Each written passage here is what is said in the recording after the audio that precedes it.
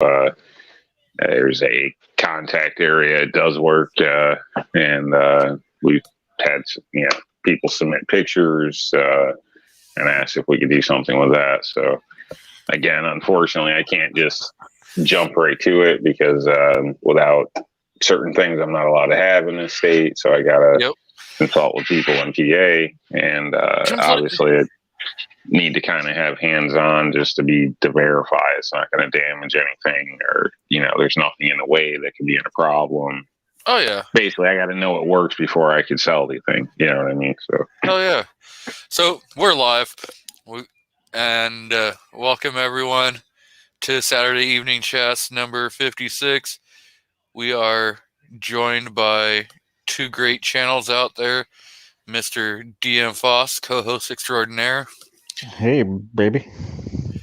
And the all-adventurous New York outcast, Rob D. Welcome. Hello. Thanks for the invite. Welcome, everybody. So, the first 20, 30 seconds, you guys kind of caught the tail end of some discussion we were having prior to the show. So, yeah, we were rehashing last week's beginning, talking about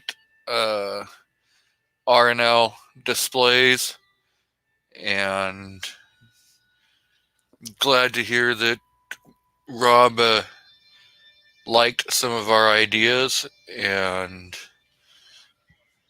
that gun stock finish looks pretty amazing. It does. So Travis seemed to like it as well. I don't want to speak for him, but he seemed to think it was. He liked that one a lot as well too. I'll just leave it at that. Yeah, I'll share that picture.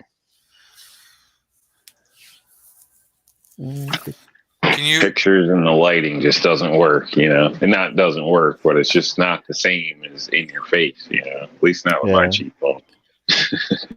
Can you zoom in on that, Foss? Yeah. You're asking a lot there. Oop. Did that zoom in? Did that work? Yes. Okay. Okay, so now over here on the base, is that in the wood, the American flag? It's stamped on top. Yeah, it's stained, stamped, and then polyurethane. Hell yeah. More U.S. companies definitely need to start displaying our American flag.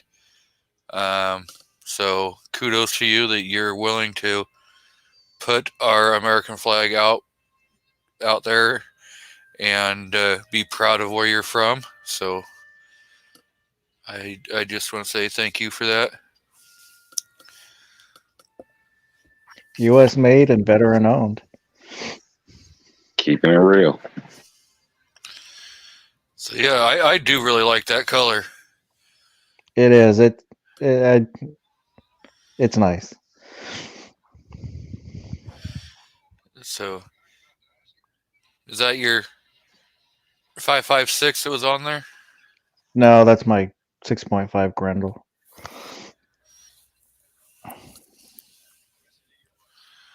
So, yep. Damn it. The wife might kill me if I order one of those.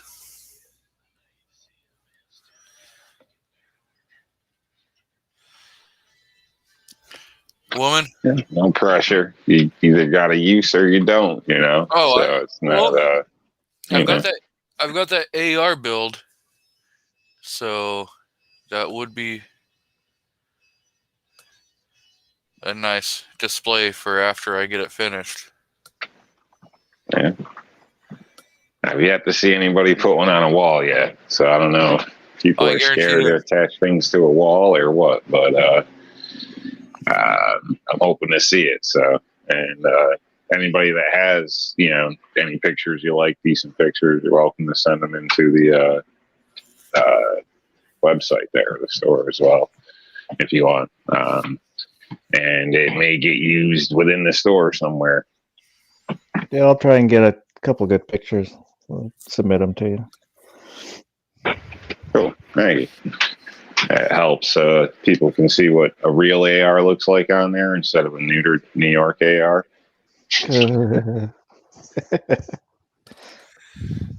Got a lot of people like, what the hell is that? I'm like, oh, God.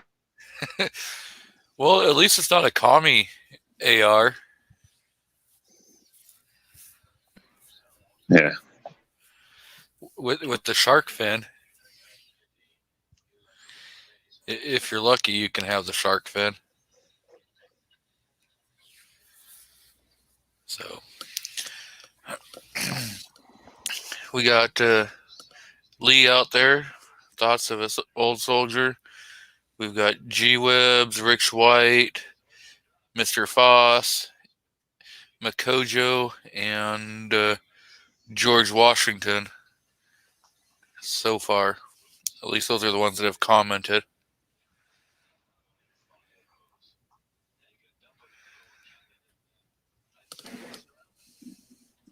So you guys get outside today? You do anything? Oh yeah, that's kind of the reason why I was late.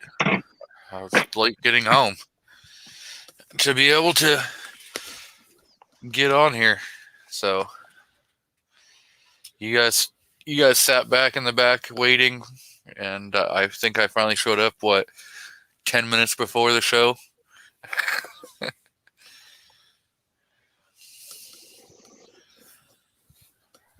You up to anything good? Out and about, looking at some stuff. Nothing.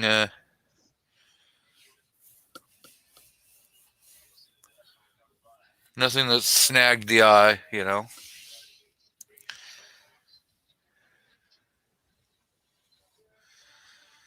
So, Makojo said, hit the range and tested the G21.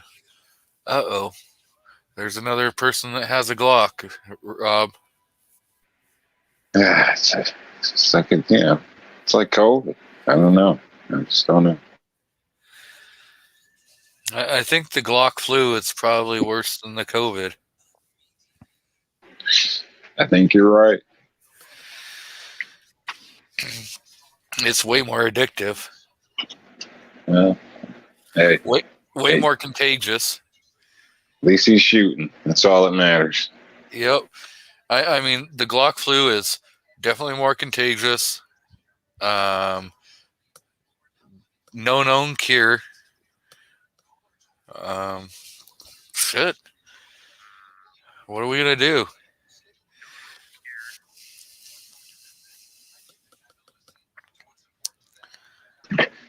Yeah.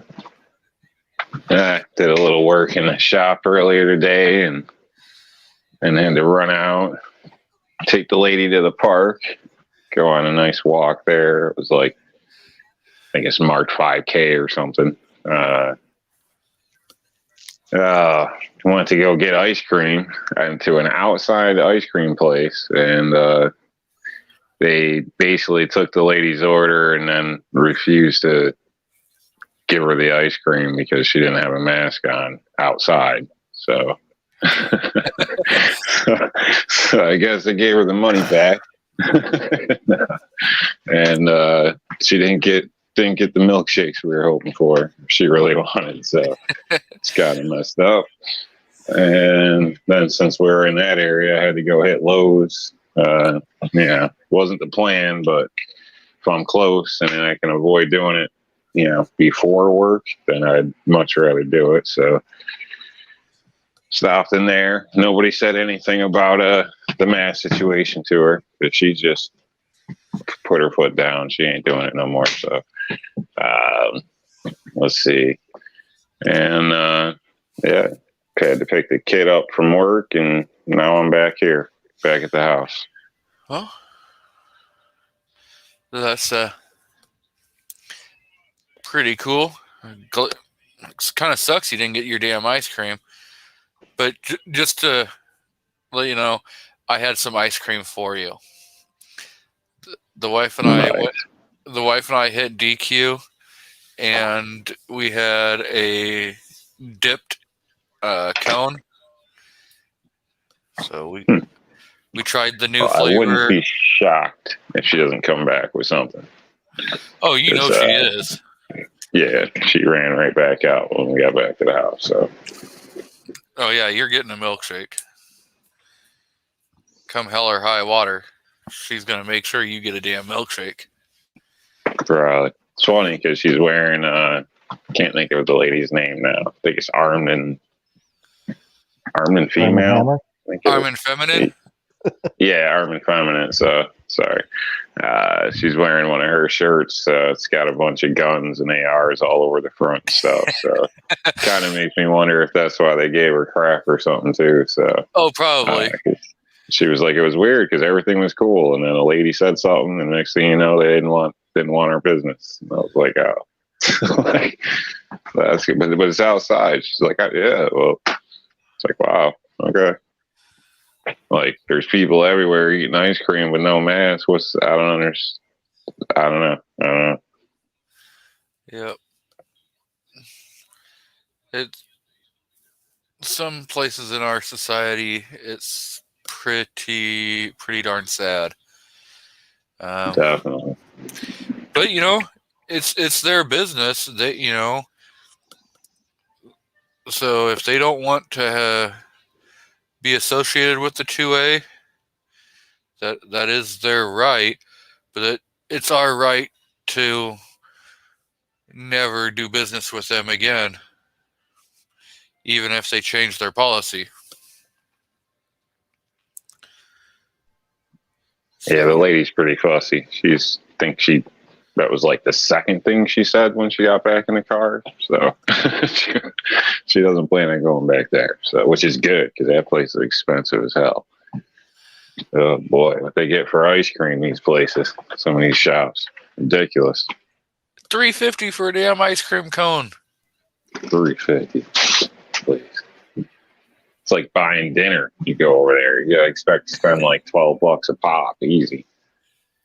Well, we went to DQ and we had a coupon for buy one get one free. So we got 2 dipped ice cream cones, and we tried the new orange dreamsicle flavor. It was all right, but nothing. Yeah, you can't really complain about free. Yeah. Well, I had ice cream last night, actually. Heated brownies with strawberry and something ice cream, whipped cream, hot fudge last night, but you got me today. So we got Warsaw Patriot out there, and we got Thoughts Lee saying it's all about control and fear. It is. So, Yeah, a lady almost had a meltdown at the bank last week. I had to go in there to get a paper. I see a notary, basically, and just I didn't bring my own pen. Well, normally they got like a thing of pens there, and they'll give you. It's never an issue. I didn't really think about it. I mean, I got pens in my car. I didn't bring a clipboard in. I just grabbed the paper, ran in. Oh, turned out to be an issue. And she ended up giving me a pen and made sure I knew I had to take it with me. So I was like, okay. like, wow. Like, all right. well, I would have There's some probably. fussy people around here.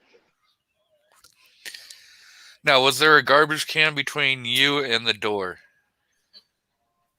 I see where you're going with this, but I don't think there was.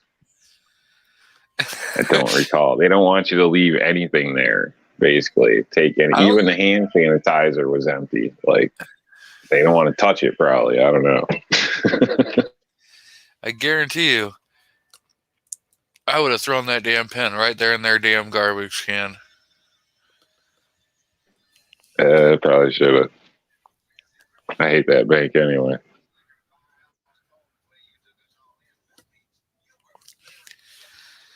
Yeah, so honestly, Warsaw, I am probably a day and a half behind on videos, so I'm still trying to catch up on watching produced content. So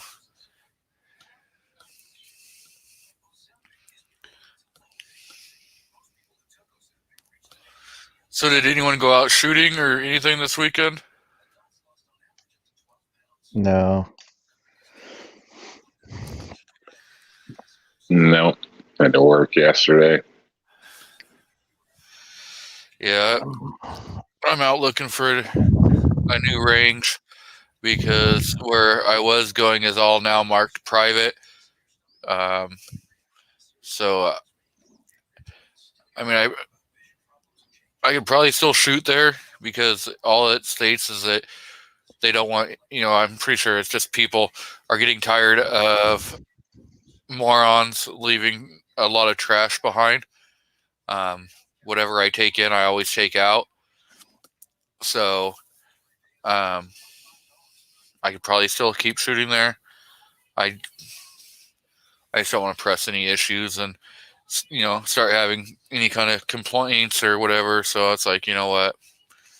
I can try finding a different location to shoot or break down and spend $110 for a year. If it's clearly marked, I'd suggest you probably avoid it unless you can find the owners. You should be able to do a search on the property, and a little bit of time, you can usually figure out who an owner of property is. But you might be able to ask and tell them you'll bring certain targets or whatever. You know what I mean? Something. So the last time I was there shooting, one of the companies that does forestry around here drove by, and they're the ones that own 90% of that area. And he saw that I have a target stand set up and everything. And then he saw when he was leaving the property, he saw that I'd already cleaned up all my stuff, and he just kind of gave me a thumbs up as he was driving by. Oh, that's cool, but if it's marked legally, you should still have permission. Yeah. Because one day it might not be him, and somebody else was down there the day before, and then you show up, and the guy's pissed off, and you end up taking the hit for it. So yeah. And, it's just really not worth the trouble, and all you got to do is ask. The worst they're going to say is no. It ain't a big deal. And then you're still in the same spot you're in right now, but at least you tried. Yeah. But, cover your ass, because you don't want to be committing a crime with a firearm, because that opens up a lot of doors you don't want to open. Well, the only sign out there that says is no dumping. No dumping, no leaving trash, and then it says it's under video surveillance. Well, I wish you luck, however it goes. I would suggest, I don't know what kind of targets you have. You have steel targets you set up? Is that what you were saying? I have steel targets, but then I also have paper targets. So I have both. Yeah, because you figure, especially if you had steel targets set up, I know that's part of the reason I made the stands I use, is therefore, if one day they do decide to crack down up there, or me pulling in or out, I'm pulling back out with the same thing I pulled in with, you know what I mean? So I didn't didn't even bring a paper target. So, I mean, sometimes I bring my stand, but then yet still it's on a roll. Usually I cut it up, fold it up there with my backpack, and I don't know. I clean up. So, I appreciate the fact I can go out there and do that to begin with. So, I try not to be a slob at home. I'm not a slob out in the woods. Pick your shit up. Like it's kind of disrespectful. Plus all the animals, busted glass. I mean, oh hell yeah. It's well, I understand shitty. because last year, right before we weren't able to go due to fire season, there was like 3 car radiators and like a refrigerator out there. So yeah, there was people that were just dumping their freaking garbage, and that's what makes it bad for everybody else. Even if they weren't shooting at it, they were still dumping it, and so we take the rep. We get the bad rep. So exactly. That's why I made my own separate spot, and to this day, to my knowledge, nobody's ever found it because they're too lazy to go uphill. That's just sad. I mean, it truly is. But yeah. Yep. People are, I guess the average person's like water. They follow the path of least resistance. So they destroy the hell out of that area. Refrigerators, safes, there's all types of stuff. Bottles in the trees, junk just everywhere. It's just disgusting that people would do that, honestly. I mean, are people that dirty? They just don't care. They don't think about it, that thoughtless. Like, I don't know. Yogi the Bear needs to come out of the woods and smack the shit out of him with a shovel. So we have Defense Dad, Gunpowder Beauty, and Walter Davis, and Mr. Misha N, another fellow Oregonian. So welcome everybody. Lee says, move to North Carolina and you can use mine anytime. So if we move to North Carolina, we have a gun range we can go use. As long as we all make sure that we clean up after your damn self.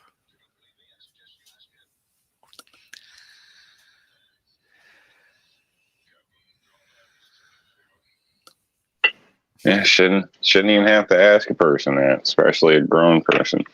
It's kind of ridiculous. I've been looking at. I'm probably gonna buy one of those like fish nets. So like when you go fishing, you can scoop the fish out of the water. That has really tiny holes in there. I can use it on a pole to catch brass.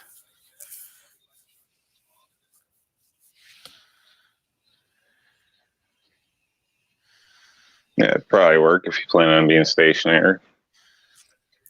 And people use tarps as well.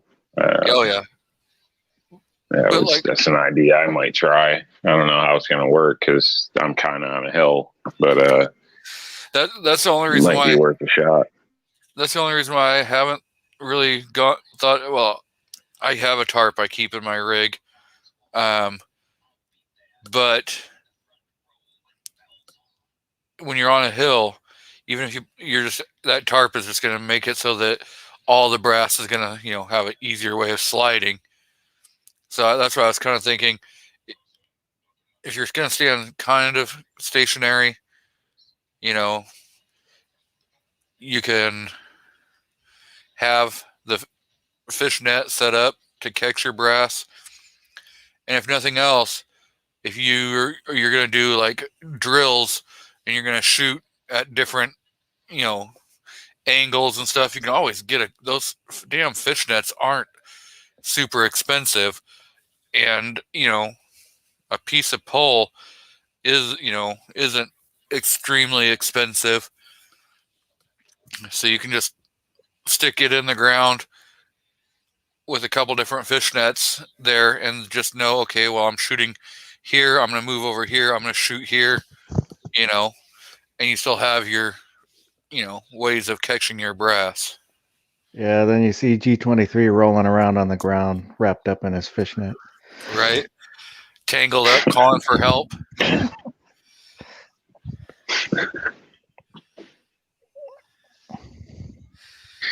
Yeah. Yeah. I mean, yeah, definitely. They know they sell some things that aren't too expensive either. Can't remember who that person is, but whoever out there that does all that Amazon stuff for the YouTube people is offering to get one. I think it was only like 20 some odd bucks or something. Popping together poles, nets. It's like a little soccer goal type thing. Oh, yeah. Well, I saw one that clips onto your like 1913 rail under where you'd put your flashlight, Yeah. or that clips on your if you have a Glock. Same pinky though, and they have little weight bags on your gun. I don't know, like. Yeah, they have those little bags that hang on for your handgun, and they have them for your rifles and stuff. That's a brass catcher. Yeah, the brass catchers have been around forever. But those you don't really see them as like in the 80s. They were kind of, I think, more popular with handguns, but you don't really see them today. I've got one for my AR. Yeah, the one I saw online. There's no way in hell I would pay that price. There's absolutely no way in hell. I'm not going to spend almost $100 friggin' on a brass catcher for my pistol when I can just take a piece of pole and a fishing net and pretty much do the same damn thing. You cheap son of a bitch. Yeah, I guess I am. Me too, right? I'll just bend over and pick that shit up. Right? If nothing else, if you don't want to damn well bend over, they have those friggin' grabby sticks. You see them all the damn time for like the old people or, people that have disabilities. You can reach out, grab so you can grab stuff. You can pick one of those up. I think they're like $5 or $10. So they fold down. Leaf vacuums with a net bag or something. So you just suck it all up and then sort it out later. Oh, one of those little rollerball things, the little cage ball. You just roll it over stuff and it picks up junk. That still sounds too complicated. And what do those cost? Like $30? Oh, I don't know. Because they've got them at the range, so it's like using a little Swiffer sweeper. You just go back and forth, and it's a little ball. It rolls up, and then the brass will go up through the little slats. And that's nice if you're probably on concrete or some kind of. But if you're out in the dirt, you're probably going to suck up a bunch of rocks and crap like that along with it. Yeah, I'm not sure because it's the same thing that they'll use to gather nuts.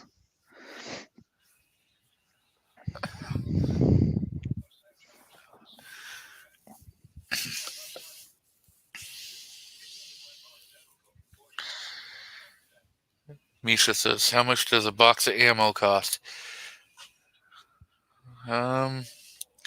Depends on where you get it and stuff. Normally, $9 to $12 for 9mm. In your area. Yeah, I would say over on the East Coast, it's like $50 a box. Yeah, if you're getting it for $9 a box, you're doing something you're not going to want to talk about publicly to get it. $20 is $20. I'm just saying.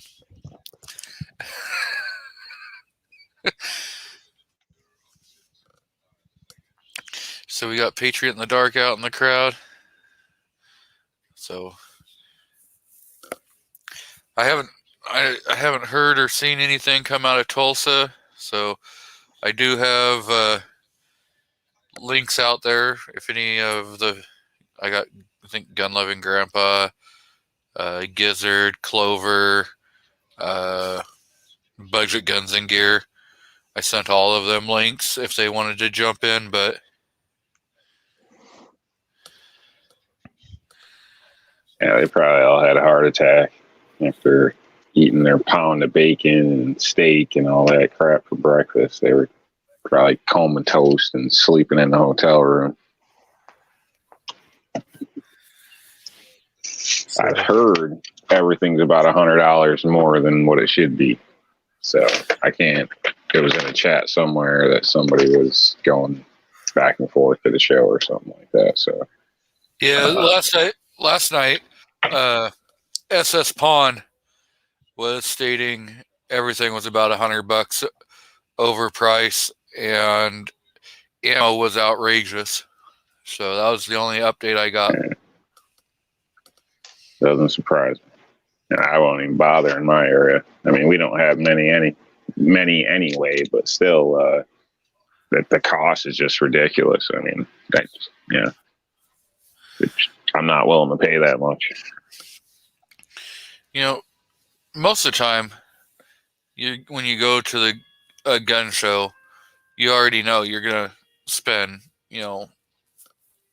probably a little over what going market rate is. So it's for the convenience. I just go up every couple of weeks, go hit Cabela's, see if they've got anything, because when they do have it, it's maybe $1 more than it was, so it's still reasonable. It's reasonable. It's just rare to find. Yeah, I don't even mind $5 more, but this $20 double the cost is ridiculous or whatever. This is nuts. Yeah, I haven't even really been looking for ammo here lately because I'm sitting on a good amount. So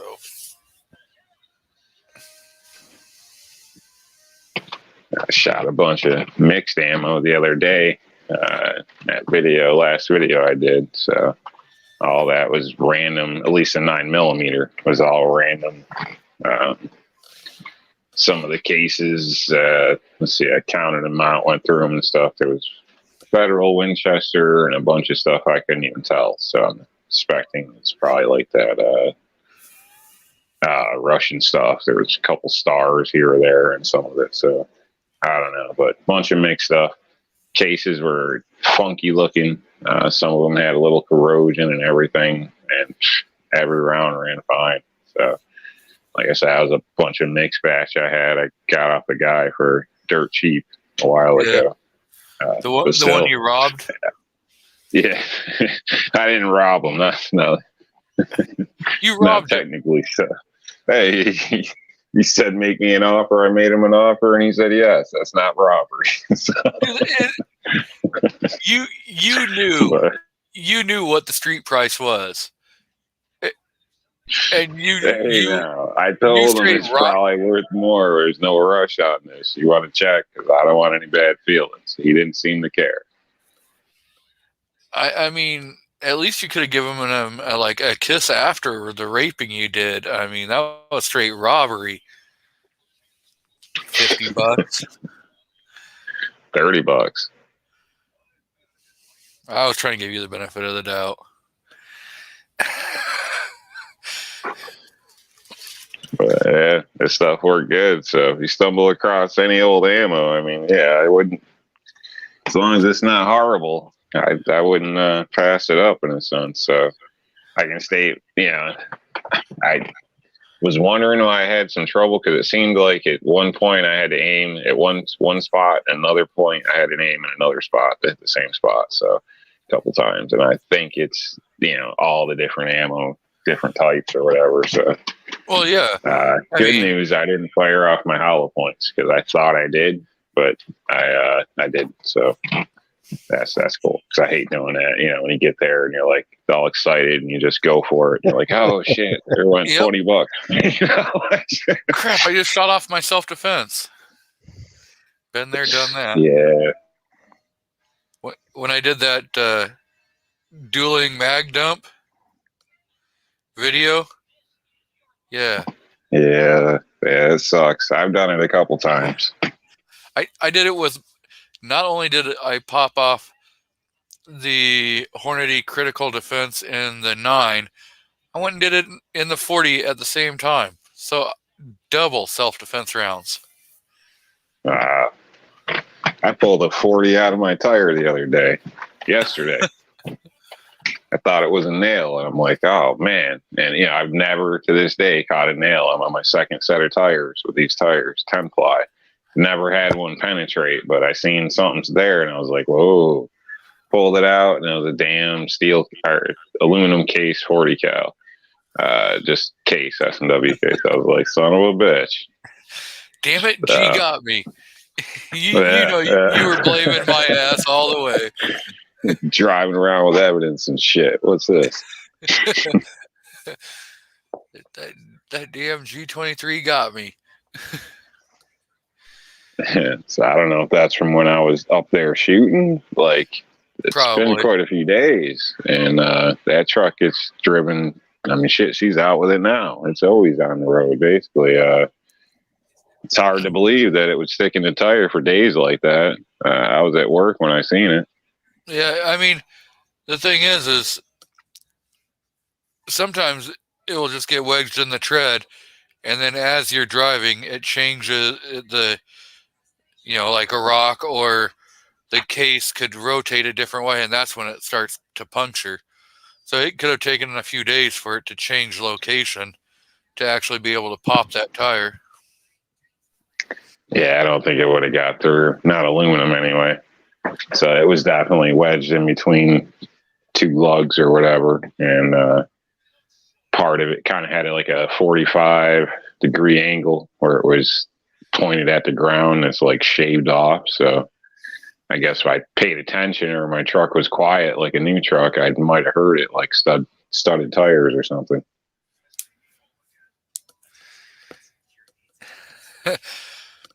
So Misha is asking, so how about that executive orders popping out?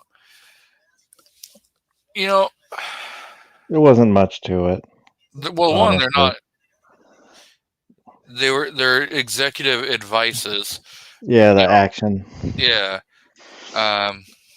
Because he already knows he can't do like the executive orders on there because it would immediately be struck down by the Supreme Court. That's why he's looking at stacking the Supreme Court, especially since they just got slapped with losing with the bump stock? No, the ninth district had ruled against the churches, so it went to the Supreme Court, and the Supreme Court ruled 5-4 in favor of the churches. So it is upholding the law of the land for religious freedoms. So they already know that they're not going to win certain things. And now it makes, with that ruling, it's the law of the land and not just overturning what the ninth is.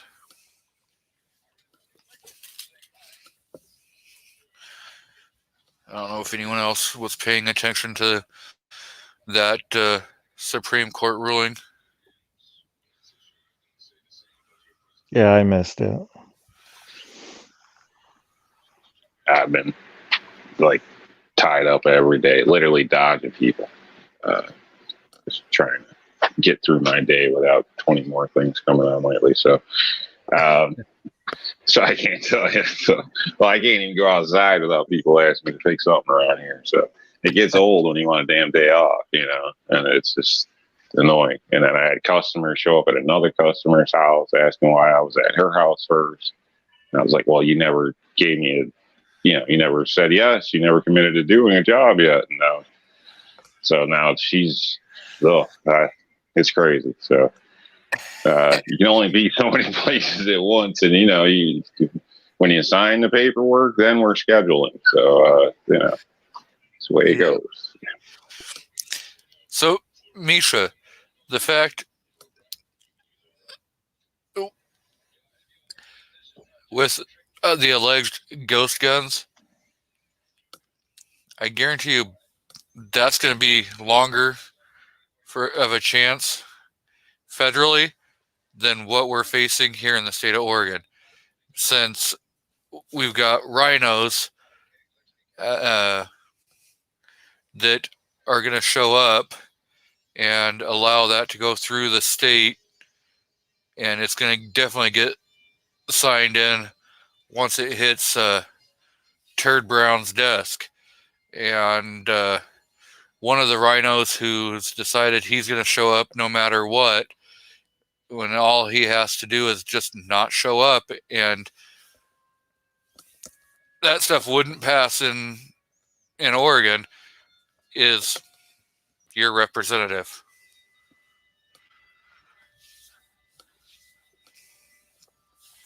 So he's already came out and said, I'm going to be there. So he doesn't give a shit about our rights. Yeah, I don't think there's any surprise saying that on Rick's show earlier when they bring up the same topic. This is, Biden got in there. This is what you should expect. So, and they clearly don't care what we got to say about things. So, we'll see how things play out. We can all discuss how we feel or whatever. Obviously, we don't like the shit. We're against it. You know what I mean? So, at least I am. I don't know. I think if you're legal, you're legal. That's all there is to it. All this other stuff is bullshit. They're jerking us around, making life harder for the honest legal people while they let freaking criminals and everybody else freaking give them paychecks and let them run free. So, shit's messed up. I don't know.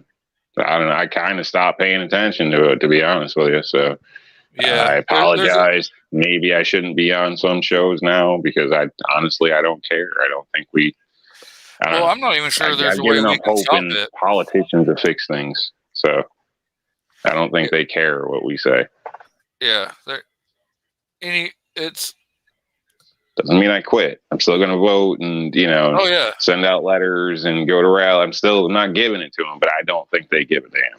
I think that's pretty clear at this point. But the last I was talking about was locally here in the state. We have 6 alleged Republicans that have decided they're going to side with the Democrats and show up to work. If those 6 didn't show up to work, then it would pretty much cause a filibuster, and none of that would pass. So, yeah.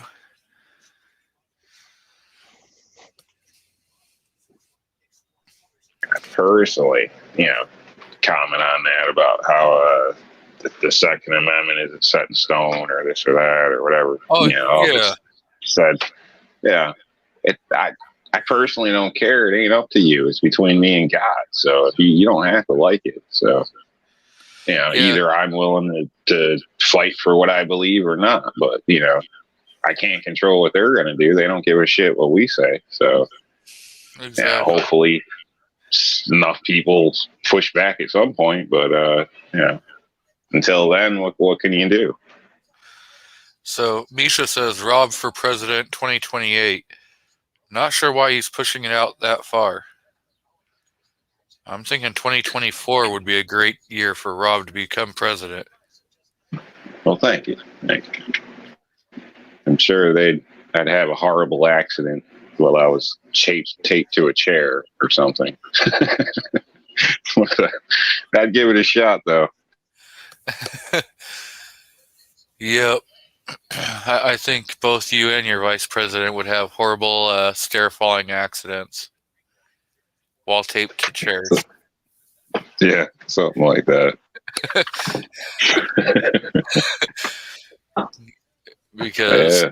All right, man, I'm with it. Term limits. I mean, yeah, they just gotten crazy. Like I said, the whole thing's kind of ass backwards these days. So it's a shame. But, schools, it's really got to start at home, I think, and setting people up to succeed, not fail, with modern culture in some cases. So everybody's got the right to do their own thing, but, we should still have general values within our people, our countries. Kids should still have self-respect. I don't know. I won't get on a damn rampage, but yeah, we definitely, Come on, it's man. tough seeing things. It makes you feel old when you look at the kids, and you just can't picture. I don't understand what they're thinking. Like, well, damn, all that shit your parents say starts to make sense, right? Right. It's our family morals. Or no, I'm not saying a blanket statement, but there's a lot of morals that aren't being taught to kids. Yeah. And if you don't agree with somebody or don't like how somebody, let them be. Go do your own damn thing. You don't have to beat them to death or burn them down or whatever. Just, go find something else to do. Shit, it's America. So, thoughts of an old soldier. Lee says he'll be your Secretary of Defense. Here we go. We'll get a whole cabinet set up. Right? I mean, just to have it all ready to go.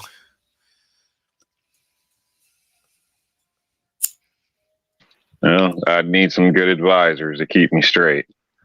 I'll be your Board of Health director.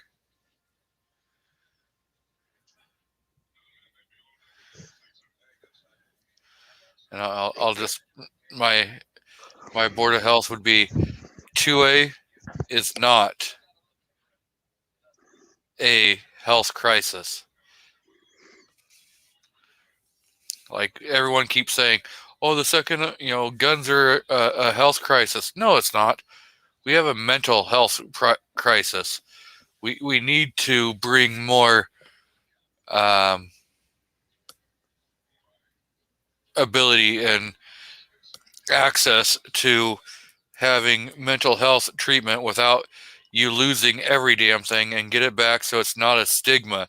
If you're having a bad day and you just need somebody to damn well talk to, you shouldn't lose your damn rights no matter what, I mean, I can kind of see mental health, but a total different way, in the aspect that you must be crazy if you don't want your loved one to have something to protect themselves when you're at work or away, or your, grandfather, your father, or whatever the case is. Like, you must be crazy if you're going to depend on a cell phone and people's goodwill to protect somebody. When, in some cases, I mean, look at that, people run up, knock people out on the street. Nobody does anything these days. I mean, you want to trust in that? I mean, that's ridiculous. You want to trust on a 10-minute average or 15-minute average? By then, they got a busted face, their meds are taken, and their wallet. You must have a mental condition. Of course, in a perfect world, the police would always save you, but we don't live in a perfect world. We live in a real world. So take it upon yourself. Be proactive. You don't have to be a victim. So it might be a mental health thing, but I don't know. That's just me. Misha says, let him be the head of the ATF and he'll repeal the NFA Act.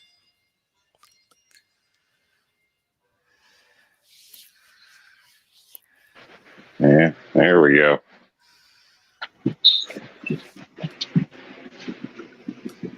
Legal should be legal. If you repeal the 1934, then you would do away with the NFA. And after you served your time and were released, you'd be able to have your firearm rights back. Exactly. The only caveat to that is, if you're that bad anyway, then you probably shouldn't be released, right? Exactly. If you can't be trusted to be on the damn street, then you damn well shouldn't. If you can't be trusted to own a firearm, then you damn well shouldn't be on the street.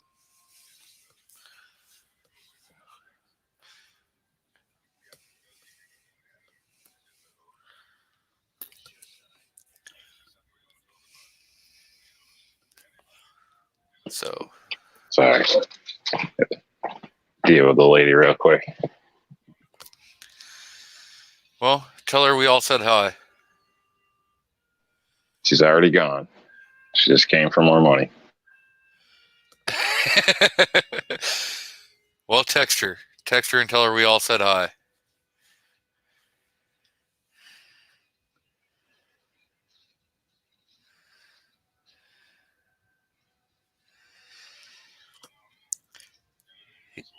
He says that Misha says if he's the head of the ATF, I could be the Oprah of full auto guns and suppressors.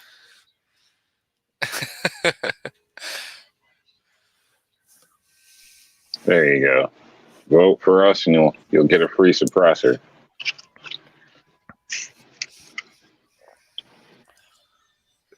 Yep.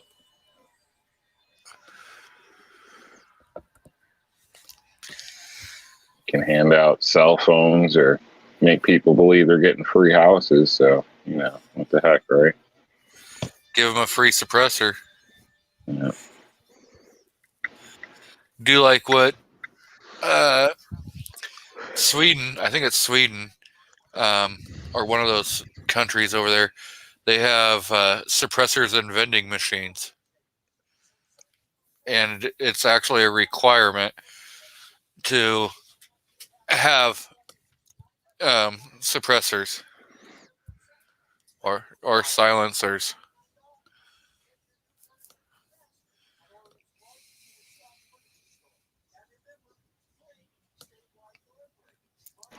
They probably would kill me though, honestly, because I'd be going right after the Fed. Yeah, I'd want to. Yeah, let's do an audit over there. Let's get things back under the gold standard. And I'd be their worst enemy. So. Oh hell, yeah. We have a hell of a lot of wasteful spending. So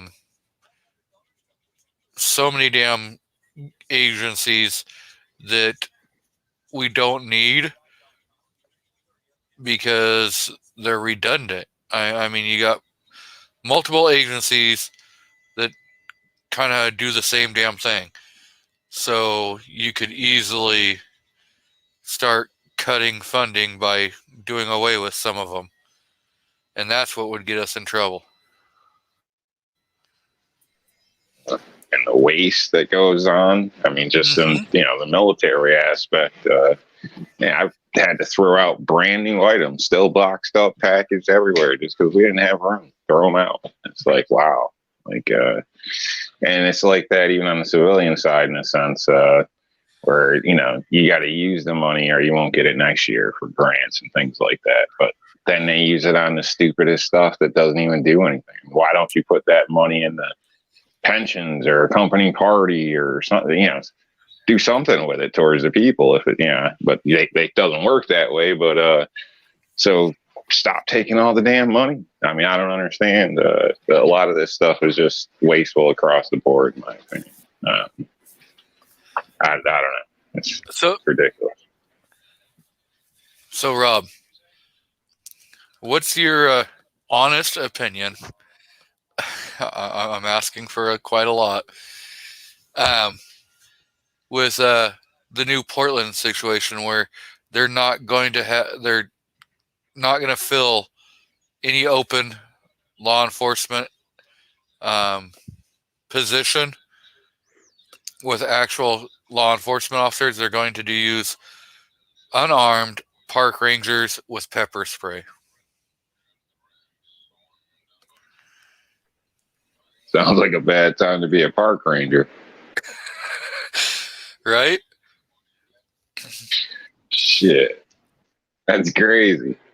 So, I mean, a lot of park rangers actually are armed normally. So I don't know if they're disarming them or how that's working to do that. But technically, they're still a law enforcement official. So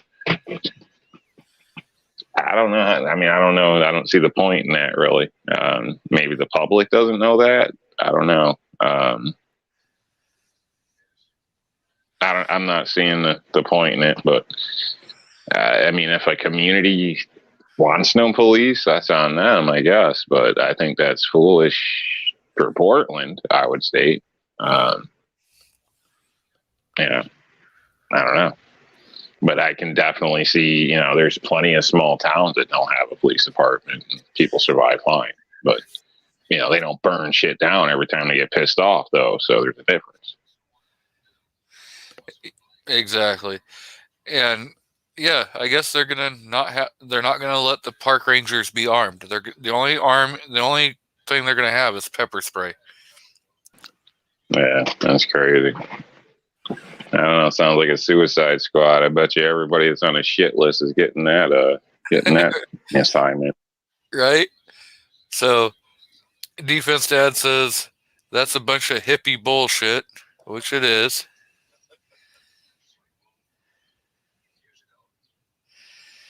G-Web says, how would you have BML deal with cartel drug operations? Yeah, he was responding to Ozark. Oh. Ozark mentioned that NASA and the BLM have SWAT teams. Yep. I don't know. Oh, them NASA, those astronauts are crazy, man. Remember that chick wore a diaper, drove all the way across the country so she can go kill her boyfriend and then could then drive back? We don't even have she was that dedicated. She wore a diaper. It's amazing. We don't even have NASA anymore. I mean, it's all gone to private companies.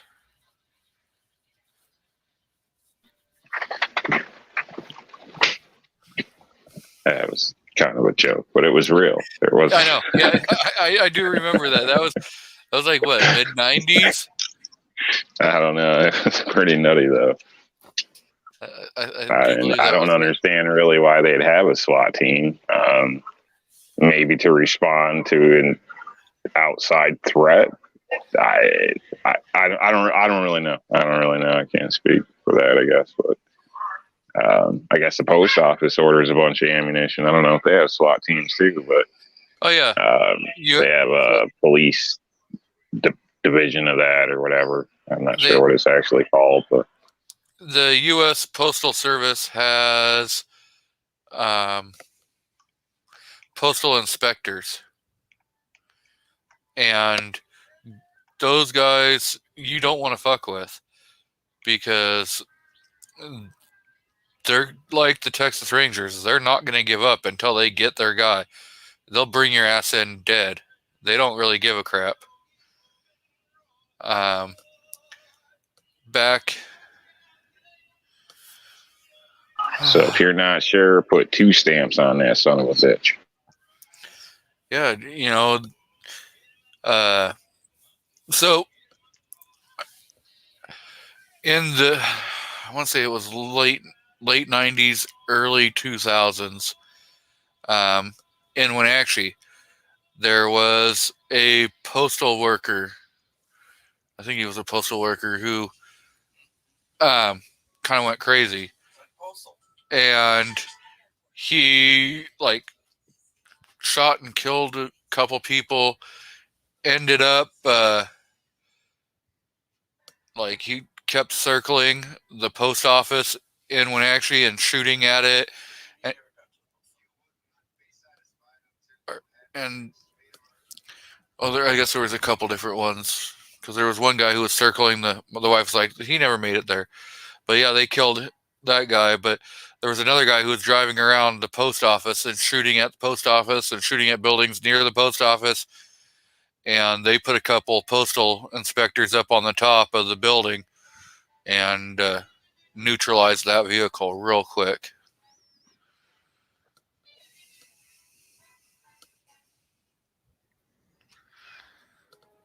So, yeah, they're not guys that you are going to want to play around with.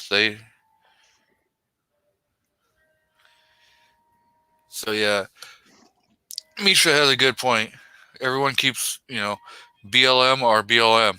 I don't know which one you're talking about. You got the Bureau of Land Management, which is the true BLM. They've been around for friggin' ever. And then you've got the Black Lives Matter.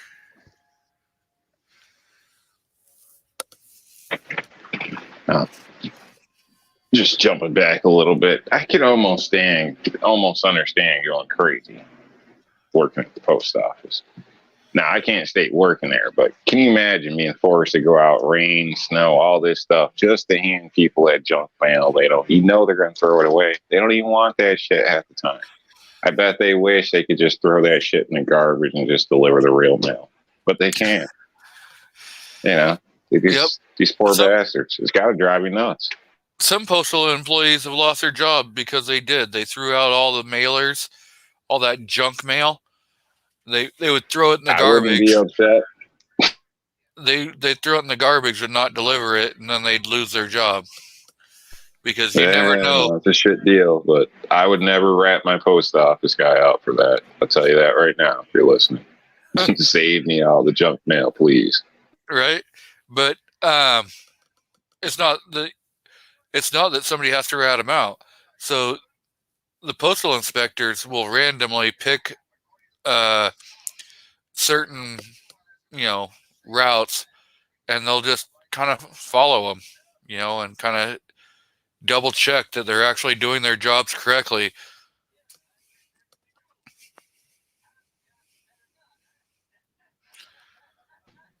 Well, it's a tough life. I give it to him. Yeah. One guy over here had a bit nasty limp. Looks like his leg's gonna fall out from under him every step he takes on it. But yeah, he's out there, rain, snow, whatever, hiking up and down the stairs, and it's a bitch for him.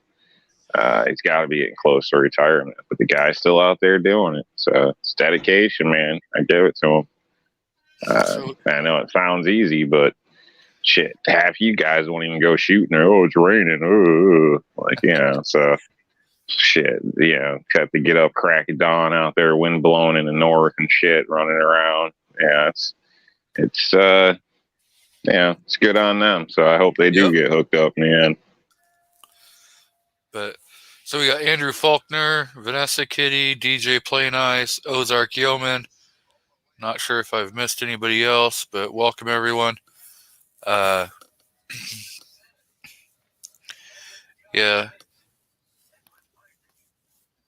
I mean, Vanessa Kitty does bring up a good point. Someone paid money to have that junk mailed. Most of your ads, your junk mail, they're not paying the going rate for postage, because those flyers and stuff like that are charged at a lower rate. So if they wanted to pay full market value, I could see. But trying to say that they deserve to have that crap delivered because they pay 8 cents or 20 cents, whatever, when market value is like 50 cents. Oh, you're going to go that way with it. Well, if they did pay for it, then they should deliver it. So you should do your damn job. So, although I wouldn't be upset with my mailman, but exactly. In general, it is correct. You should do your damn job. But at the same time, all these companies I never plan on doing business with. If there was a way I could opt out of the junk mail and you'll just give me a discount when I come in the store for all the junk mail you didn't send me, I'd much rather take that route. Okay, you know what? I'm not going to complain because we got Ozzy who says that he has a job because of printing that junk mail. So we got to keep Ozzy employed. After Ozzy retires, cancel junk mail. All right. It'd be different if I had like an inside fireplace or could burn my garbage or something. I don't know, but it just sucks. It's just one more thing I got to deal with.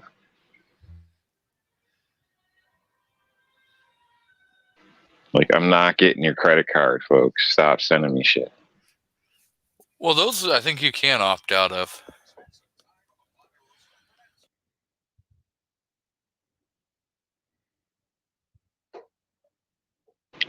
I actually like some of my junk mail. I get a lot of those. You buy a knife from some catalog or some website, and next thing you know, you're on their list forever. But some of that stuff is kind of cool, just to kill time and browse through, give you ideas, or might like it or something. But and I definitely have a stack of catalogs that come in pretty much regular. So I'm sure my mailman has me pegged. Probably. You're one of the first ones for going postal.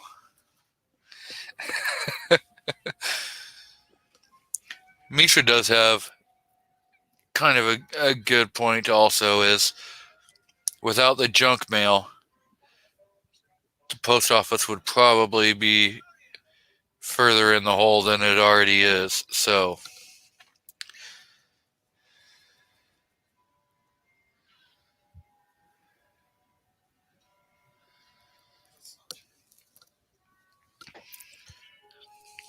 Well, I like the post office. I know people bitch, but I I've prefer the post normally office. had pretty good results, and it should always be there. In my opinion, it should be dependable. I think it's a good source.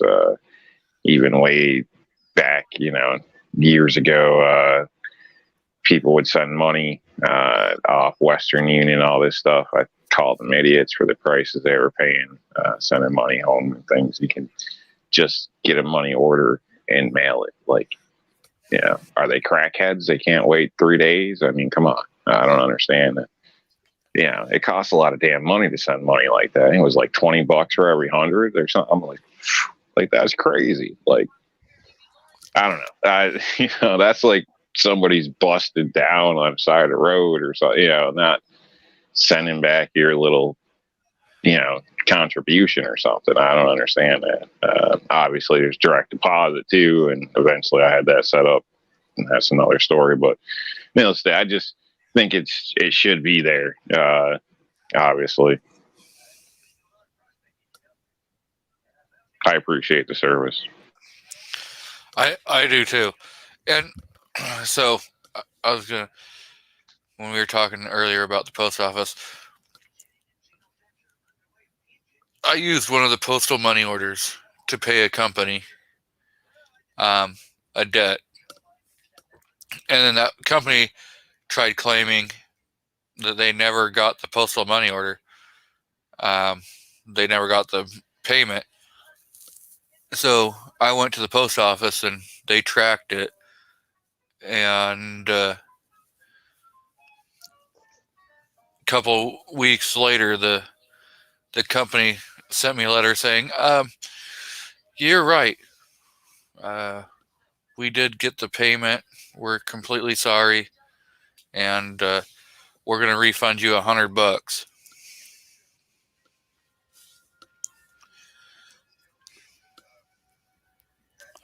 Because the U.S. Postal Inspectors got involved for them trying to defraud the post office. That gets pretty nasty. Now, I do have one complaint about the post office. I don't know what the deal is, but it seems like I try to avoid the big main ones. I try to go to the little ones off to the side. It's quicker in and out, plus BS getting in and out of the place and everything. But there's always like that one or two person there that, one or two people that know everything and everything just runs smooth. The place could be packed and it's boom, boom, boom, you're out. And then you got these couple morons over there that it seems like they're licking paint or something. They don't know what the hell they're doing. They're not even trying. They're like molasses. Like, what is going on? Why are these people up in the front dealing with people? That's my only complaint. Not saying they're bad people. People move at different paces. Some people aren't good at a counter. So don't put them at the damn counter. Come on. I mean, when one of my old mailmans got caught sleeping around and selling drugs, I think they didn't fire him. They just put him on a different route. So you can't just move this guy that's slow as molasses to the back. He's a nice guy, but shit, we got things to do. I just don't understand why they work like that. Like, where's the girls that know what the hell they're doing, man? So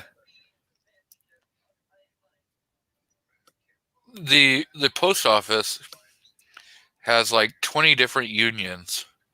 Every single one of those are union. So you got your mail handlers, you've got your mail sorters, and everything, and all of those have their own different union. And I mean, I think it's under the same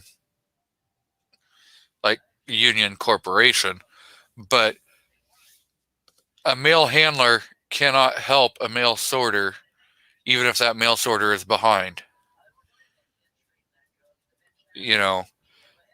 So you have to stick to what your job is, what your job title is, and it's like, screw everybody else. I can't step in and help you without you possibly being in trouble. Yeah, I get that, but I mean, people up front, I don't know. You should put the people that can do the job there. I mean, if you want to PC all this other crap in life, fine. Don't fuck with the mail. Like, we need our shit. Yep. So completely understand. And the post office should go back to shipping firearms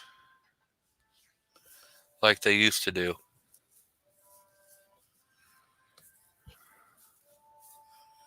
Shipping firearms and ammo.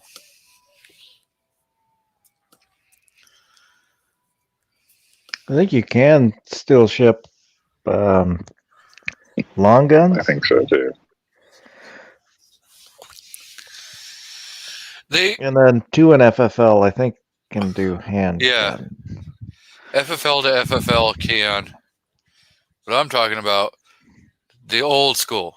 You could open up a Sears catalog, order the damn gun, and have it come directly to your damn house like it used to be. Screw all this other PC bull crap that we have going on now.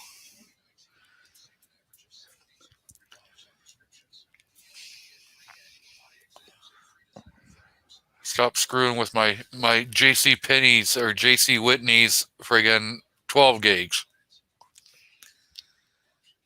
Well, first off, you'd have to bring back catalogs. Even so, like a lot of those JC Penney's, stuff like that, you can do online catalogs, or you could probably, I think there is a way you can request that they actually send you a catalog. Yeah, we gotta have the paper, man. Yeah, earmark pages.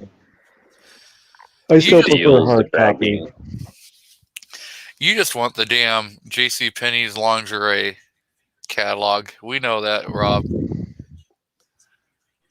I wouldn't mind taking a peek, sure.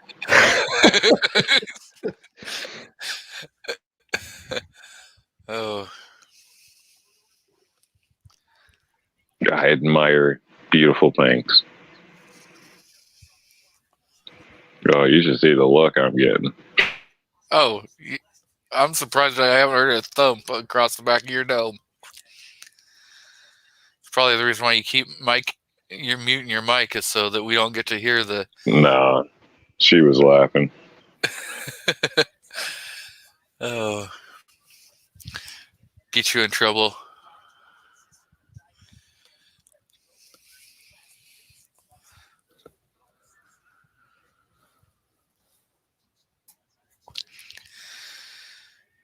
The wife was laughing about a few things, so she only gets to hear a one-sided conversation. She only gets to hear what I have to say.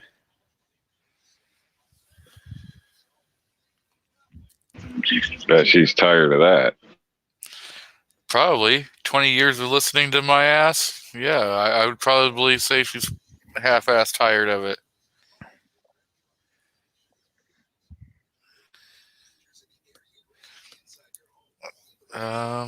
Bald and Curious is asking, who's from Tennessee? Not sure that anyone in here is from Tennessee. I think North Carolina, South Carolina, Missouri. Plan on checking out Tennessee shortly. You thinking about trying to get a job there at the Glock store?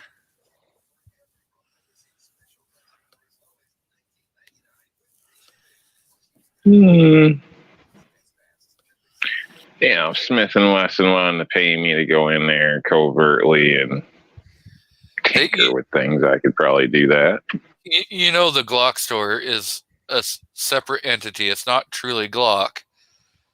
That's Lenny McGillis, who owns the Glock store, and it's not just Glock. He has SIGs in there. They have, I believe they have at the Tennessee location. They have M&P, SIG, and a couple other manufacturers that they're like Daniel Defense, stuff like that.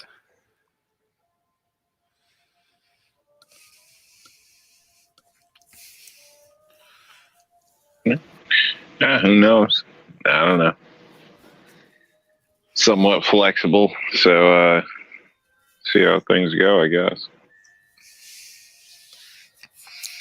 Bald and Curious is trying to say he wants to move to Tennessee, so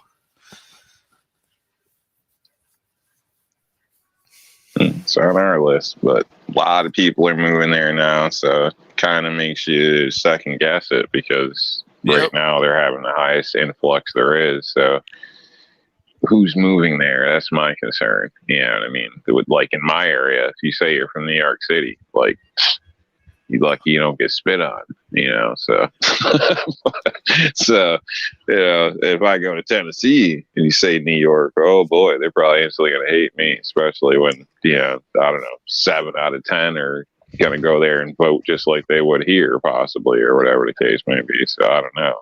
And then you can't be mad at them for being a little biased until they know, I guess. I mean, they shouldn't be, but everybody makes their assumptions. So I don't know. I just don't want to go somewhere uproot and end up with the same shit I got here. So, and she keeps talking about Florida, but Jesus, I'll burn up. I'll look like a black Lego and just turn to dust after a few months down there. I can't do that heat, man. Did a roof in Florida in the winter, and it was bad. Like, you know, I knocked it out, and I had a guy freak out because I didn't have a water keg on the roof. I've never heard of a water keg on. Apparently, it's like a law like type thing up there. I didn't know that. Like, no idea. So let me tell you, in the summer, oh hell no! I don't think there's enough money in the world to get me on a roof.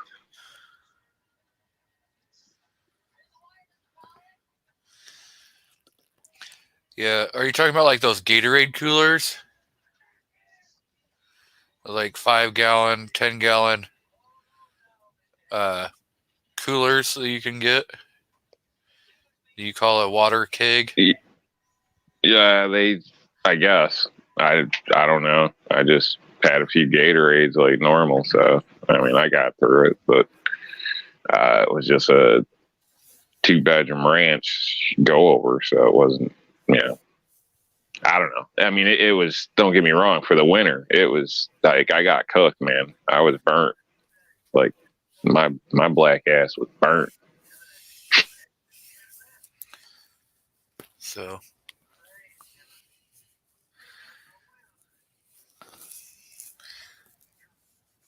Andrew says that Shit, we I all was need on to move to. vacation. Andrew says we all need to move to Texas so we can help turn the state back red.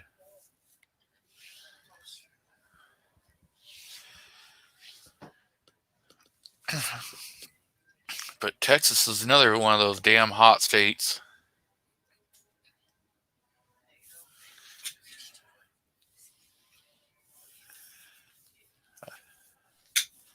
Yeah. Texas is kind of funky. I got a cousin that lives there. She won't even talk to me anymore after knowing I like Trump. So I don't know, man. Yep, I have one cousin that decided she didn't want to have anything to do with me when she figured out I was an anti-masker.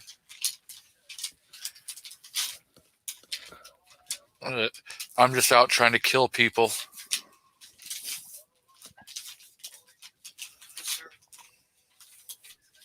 Man, it's pretty crazy. Pretty extreme, you know. May not like some of the things you do. I don't think anybody likes everything anybody does, but you just, I don't know. People are strange, I guess. Yeah, I'm with Misha. I'm not originally from Oregon, but I've gotten to the point I don't want hot damn weather. Fuck, when it hits 80 here, I'm like, damn.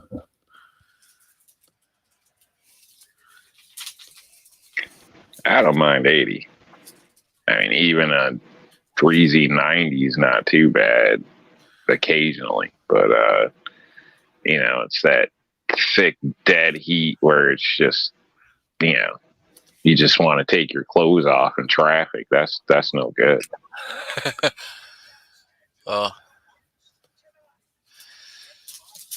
Pretty Come much, on, you've all been there. pretty much around 11 months out of the year where I'm at. It's nice in the 60s and 70s, and maybe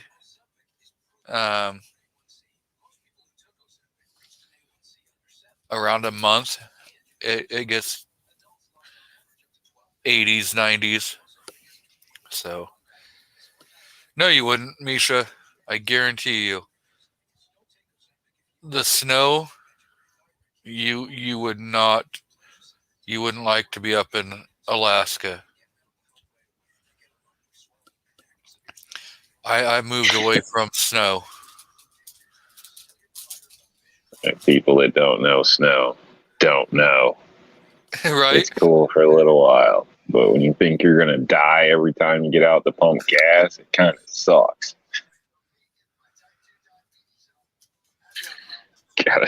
Gotta look like an Eskimo just to walk to the parking lot. Oh, it's horrible. Misha says that he's lived in Alaska before. So, yeah. Shit, I was talking about New York. Hell, Oh, Alaska. Yeah.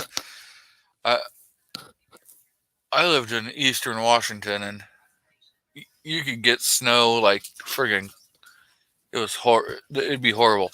And some, like I've stated before, you got different types of snow. Like people just say, "Oh, well, it's snow." I'll deal with the powder, you know, that light powder snow. Shit, you can go out there with a leaf blower. Fucking, it's gone. It's blown away from your property. But you get that wet, heavy damn snow.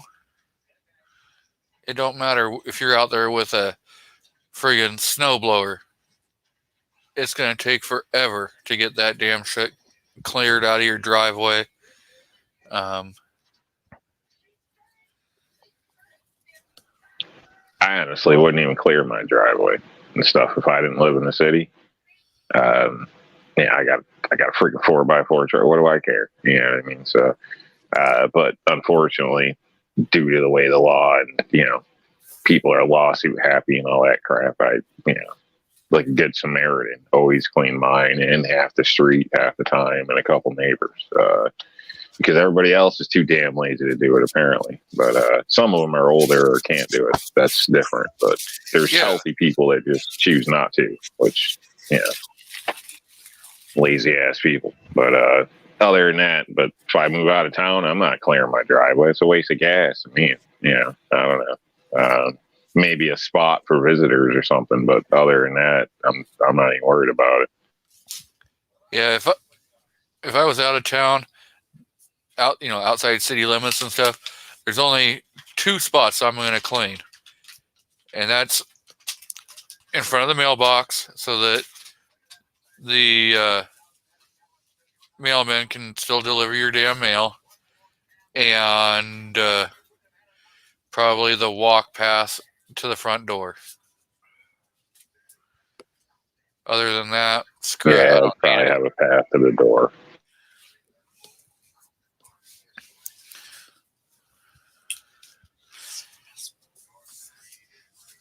So,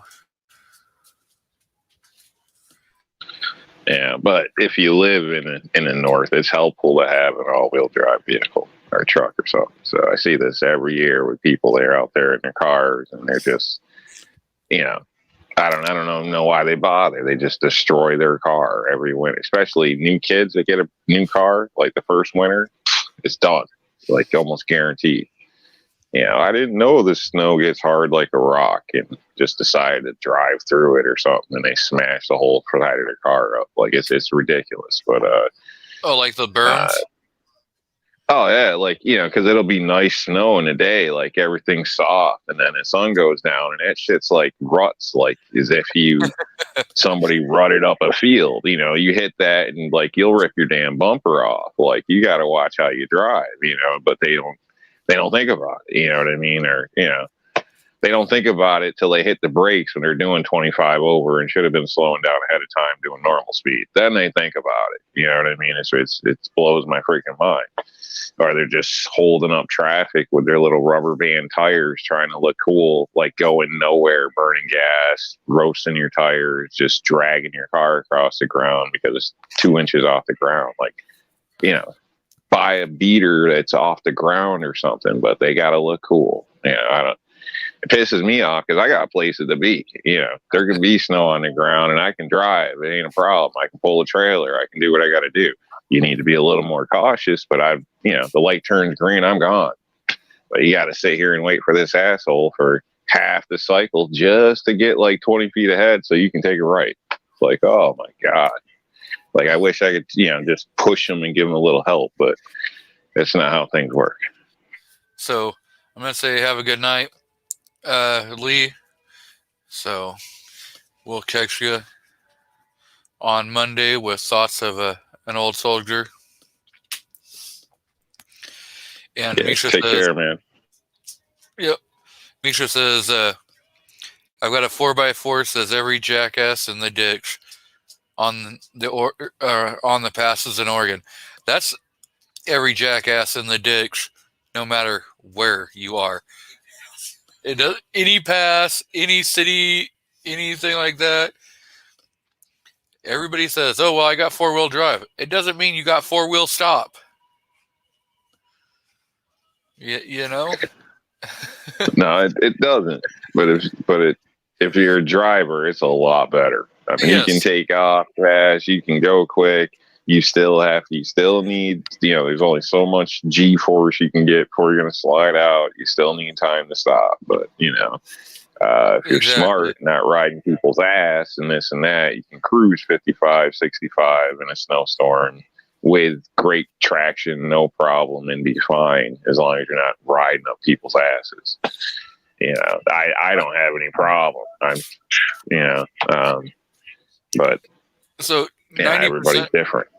90% of the time when I was driving in the snow, I was running rear-wheel drive or front-wheel drive vehicles. And then I got my Suburban. And I was like, whatever, a 4-wheel drive's not going to make much difference. Then when I had that Suburban and that 4-wheel drive unit, I was like, oh crap, it makes a hell of a lot of difference. It does, but ice is ice and momentum is momentum. So in the end, it don't matter if you're driving a tank. You will slide out. You're trying to stop too quick or turn too quick. But it's definitely, it's a different ball game. That's for sure. Oh yeah. Like I said, I never thought there was much of a difference. You know, I was like, whatever, 4-wheel drive isn't going to make a whole hell of a lot of difference. But running that Suburban with 35s on there, mud and snow tires, you know, fuck, there was hardly any place. There was hardly any place that I couldn't go. I've had rear wheel drive, front wheel drive, 4-wheel drive, all wheel drive, and I'll choose all wheel drive every time. That's all I buy now. All wheel's nice. My bicker is the tires.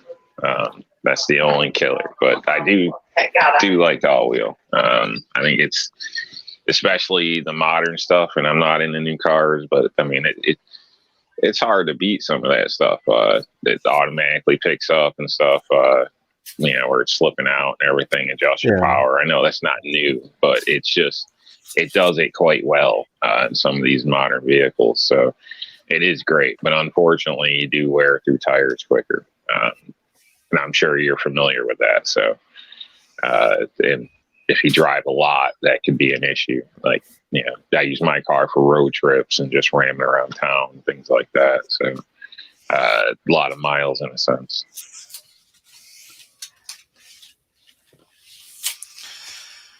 Yeah, like right now, I have my Pathfinder, and I still run mud and snow tires on there. And when we hit Snowmageddon, I had zero problems, even though I still kept it, 2-wheel drive. But mud and snow tires do make a hell of a lot of difference. I used to think just run all seasonals, but after I switched over to running mud and snow, I realized how much a difference those make, and that's all I run on my rigs now. I'm in the same boat. I won't touch all seasons, not anymore. It's got to be 10 ply. It's got to be mud and snow. Just for cutting across wet yards. Seasonal tires, I'm sure there's probably a lot of people out there, regular Chevy pickup with some cheap Coopers on it. Boy, they'll tear up some wet grass quicker than shit. So, it's doesn't take much. I think people are shocked, but it doesn't take much really to ruin a yard or whatever, things like that. So you got to have that traction. And in the winter, it's great. The rain is good. No problem. I think they're way better personally. I always recommend them, especially where I live. But I think it's different for different people and what you do and where you live, obviously, too. So, if you're not cutting through yards and shit like that, you might not need them. I don't know. But are driving with a bunch of snow or rain, heavy loads, things like that. So, yeah, I run Cooper Discovery, mud and snow. Those, I don't know. I've had pretty good luck with, like, the AT4 mud and snows. Bad luck with the Coopers and Goodrich, BF Goodrich TDs, I think they are, or something like that. It's supposed to be these badass tires, blah blah blah. It's almost like $300 a freaking tire, $280, and they were shit. And I can't even remember how long, but less than half the time they say. And my truck's got a 305, so it's not like I'm leaving rubber everywhere. You know what I mean? I don't understand where the hell the tread went. It's amazing. I've put about 80,000 miles on my warranted 50,000 mile tires. Yeah, And you got the good set. And I still have 3/4 of tread.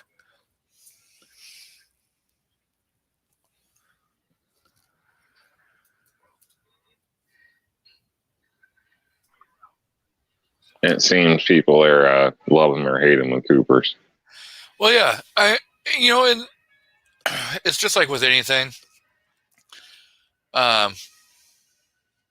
Some vehicles will be different with each different type of tires. Just like firearms, one firearm may truly love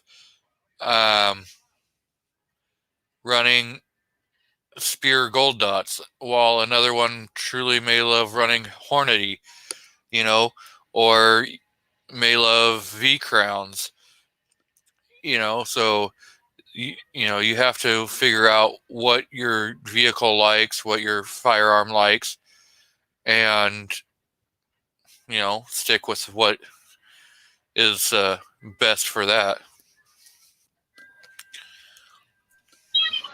Yeah, it could be a different model too. I don't remember my models, what exactly the model of the tire was. So maybe the one you have is a better quality. So I'm not sure if people are aware, but modern tire technology has come a long way. Now it's not uncommon to have multiple compounds to make one tire, so it wears differently and more even, things like that. Obviously, they even have tires for dummies where it'll say "change me" basically in the tread once you get so low. So there's a lot of technology out. Depending what your use is, get the proper tire. Yeah, I would say look into it a little bit. So. And most of the companies now, even the main brands, are, everybody's on the recycle kick, this and that. They're doing remolds. Everybody hears that and freaks out like I did the first time. But basically, it's a solid core, and they're completely going over the whole tire now. So a lot, like even the name brand tires, you're pretty much not going to get away from it in some cases. Well, there's some companies out there that offer them at a cheaper rate. I'm using one, and this is my second set, and I'm in love with them. And I got those tires for like, I think $100 a pop installed. Yeah. So and you have a difference. That's pretty good for a truck tire. You have to be completely paying attention. A remold is one thing versus a recap. Right, or retread. You don't want none of that shit. Recaps and not retreads, even legal, I don't think, anymore.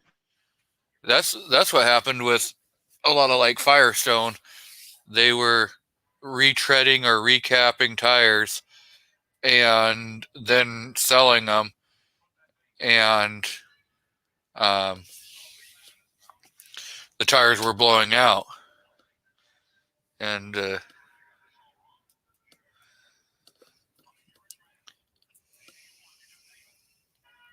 I can state the remolds. My concern was I was worried about the sidewalls peeling or something like that happening.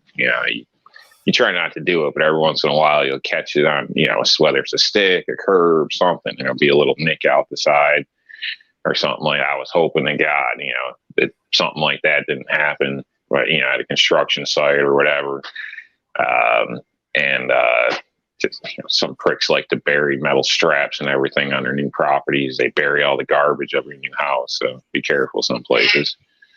But I didn't have any problems. No problems. Even my old tires are fine. No bubbles, no nothing, no busted belts. I've got them on standby in case I ran into a major issue, just in case. Yep.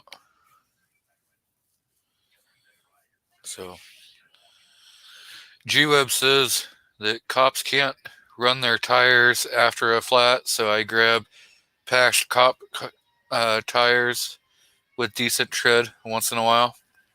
Yeah, I had a I had a friend that was a chaplain. This was back in the 90s, police chaplain, and that's what I got a set of tires because we went up to their dumpster and crapped a set of tires out. They were still, at least half the tread left on them because they have to change them out after a certain mileage. Shit, they don't do that in my city. I'll tell you that. Or at least aren't right now. I was walking by the police station a week or two ago, and 3 of their cars, they got like bologna skins. Like they'd be pulling my ass over, giving me a ticket for that. Amazing. Yep. He says it's an insurance thing.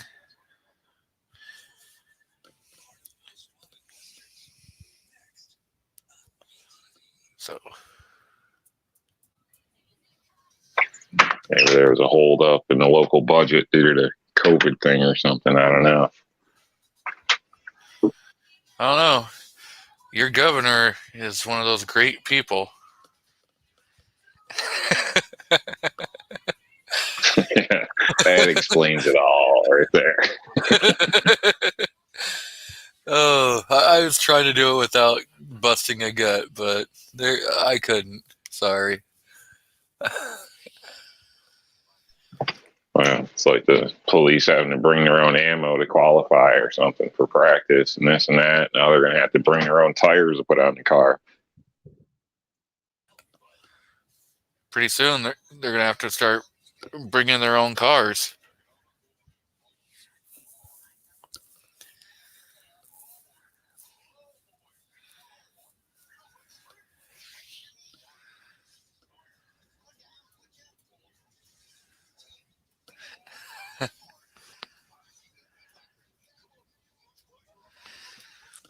And so Misha says Buck just got a fancy knife. So I guess he probably posted over on either Facebook or Instagram. Cool. He's seen another guy today running around with a plate carrier on. Oh, sorry. Go ahead. Oh, yeah. How's that going in New York? That plate carrier issue. Honestly, I don't know. I keep seeing people wearing them lately, though. I'm pretty sure the one guy selling drugs, he looks sketchy as hell, and he's like, like staring at anybody that's looking his way. Like he made me nervous first time. Made sure I had a corner and was in decent line of sight, but I had a corner to work with just in case.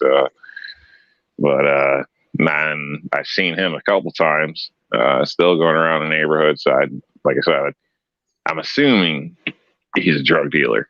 I can't say for sure. So, but by his activity, he definitely seems like it.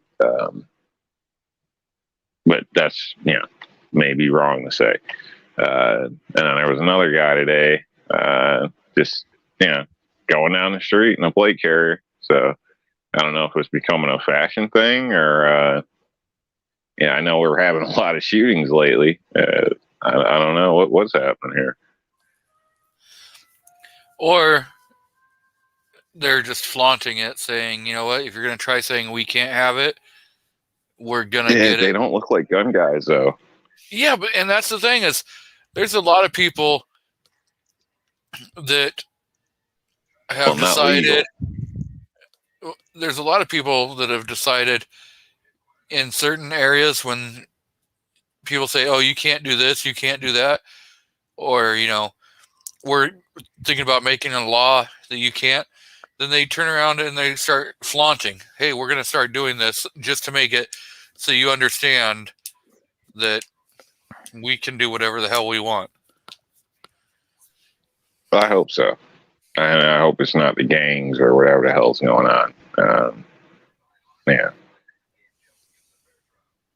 hope it's not there's no negative attention that comes out of it, I guess. So, if it gets a little more normal to see, I guess, I think it's pretty damn sad if we're to the point where we got to walk around, go check our mail and body armor. That's damn. But, hope that day never comes. But yeah, I guess you're right. So it shouldn't be a crime or anything. But I know I'm definitely not running around with it like that. If I feel a need or something going on, or something extreme, that's different. But hey, to each their own. Yep. More than likely, they don't even have plates in there, so it probably is just a show thing.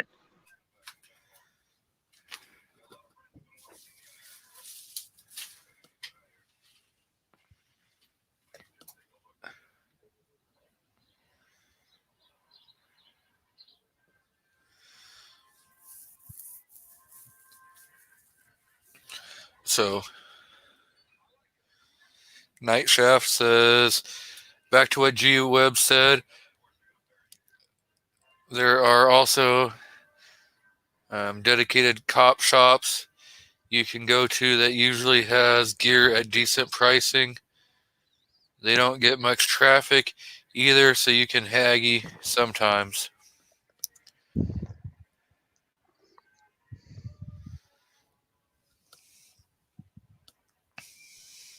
You speaking about tires? I think all different kinds of stuff, because then he says AR 550 plates are 60 each. Just ordered some spares the other day for That's a my good price. Spartans. Yeah, that's probably about what I got mine for. I think I went with I think it was Scorpion Tactical, the last ones I had or ordered. I think they were about that 65, 75. Obviously, I got wood trauma pads or whatever. But you can find some decent prices out there. So if you can deal with the weight. So I think, a lot of people that are getting into this don't realize what they're getting into. Ain't something you're just going to throw on and be G.I. Joe. Like, it takes a while to get used to that shit. You feel it in your back. Well, you got the extra weight. You got to, get used to carrying. Plus, some of the carriers, they have where it goes underneath your armpit. And so you got to, your arms, are gonna rub on them and crap. And you gotta get used to that kind of different stuff. So it all depends on the company you go with for your plate carrier, not just what your plates are, and then depending upon when your plates and the level of plates that you're carrying, are you going with ceramics? Are you going with, steel plates? It all will adjust on depending upon the weight that you're going to have. Are you just going with front and back plates? Are you going with side plates? All that accounts for different things, Yeah. Oh, it definitely does. I just think for the average out of shape guy, you might be better off getting like a soft, more practical armor in a sense. I mean, is it going to stop a rifle? Probably not. Depending on what you're spending here, but it costs a little more, and there's a shelf life to it, but you might actually wear it. And a lot of cases, you can wear that under normal clothing too, so you don't look funny out in public, or it's not a telltale sign or something. But everybody's different, so I'm a cheap bastard, so I'd like some of that, but the shelf life is what kills me. Yeah. I'm not trying to spend that much money for, if I was using it at work or something on a daily, but that's different. You know what I mean? But to have for just in case, I'm not trying to spend that kind of money. So I ran with the heavy plates, unfortunately. So, and they're not heavy. There's, what I mean? But they're heavy. So I don't care what people say. So even a ceramic has some weight. The ones I was issued, I think they're 8 pounds a piece. So 16 pounds plus the carrier itself, plus all your attachments, plus all your gear. Like that shit adds up, man. Throat guard, like try moving around and creeping around, crawling and all this with all this shit on. It's a pain in the ass. Like, everybody wants it until you got to wear it all goddamn day. Then you don't want it no more. But, but it does take time to get used to it in a sense. And then they stink. Like, you wear them all day, they freaking stink. Like, you got to wash that shit. They tell you not to. I tell you, take the plates out, throw that shit in the washer. It'll be fine.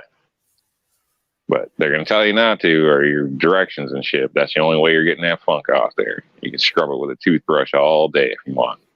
Ain't going to help. There are some brands that the carriers are machine washable or whatever. And so, again, it comes to how much money are you willing to spend. And what most of those ceramics, you're looking closer to $100 a plate. And they're fragile. People forget, fragile. But, yeah. You got to kind of treat them like a bicycle helmet in a sense. You're not supposed to, they're not supposed to take hard impacts, things like that, blah, blah, blah. So, not saying they're brittle or going to crack. I mean, you can get kicked in the chest and thrown on your ass and they're probably going to be okay. But it'd be a good idea to check.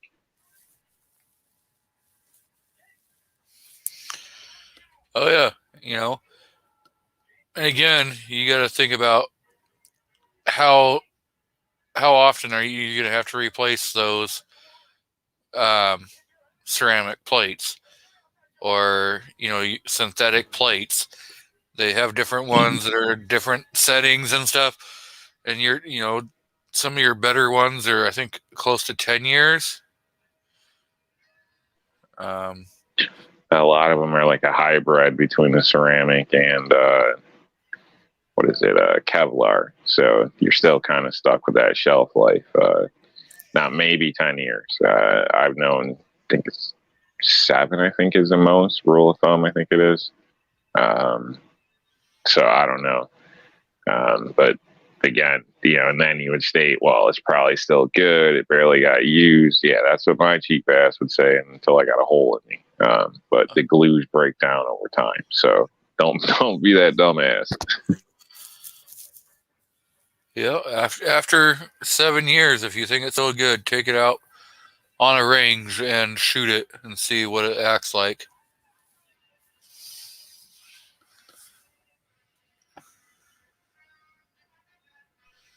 I'm curious how all these curved, multi-curved plates are going to work out. So, see a lot of them for sale. I mean, shit, I had one in the shopping cart for a while, but that just got me nervous.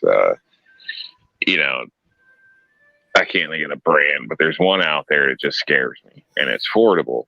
It's probably on the lower end, so I'm sure I'm not the only one that's seen it. Gosh, I wish I could remember the brand now, but I know there's a lot of... It's just curved too much for me. Britain has like a triple curve, I think.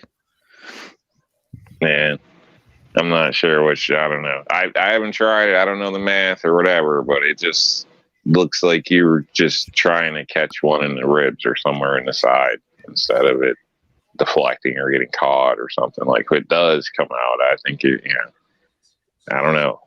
I know. I mean, maybe I'm wrong, but it just scares me a little bit. I know a few different YouTubers have done tests on them, but what's it?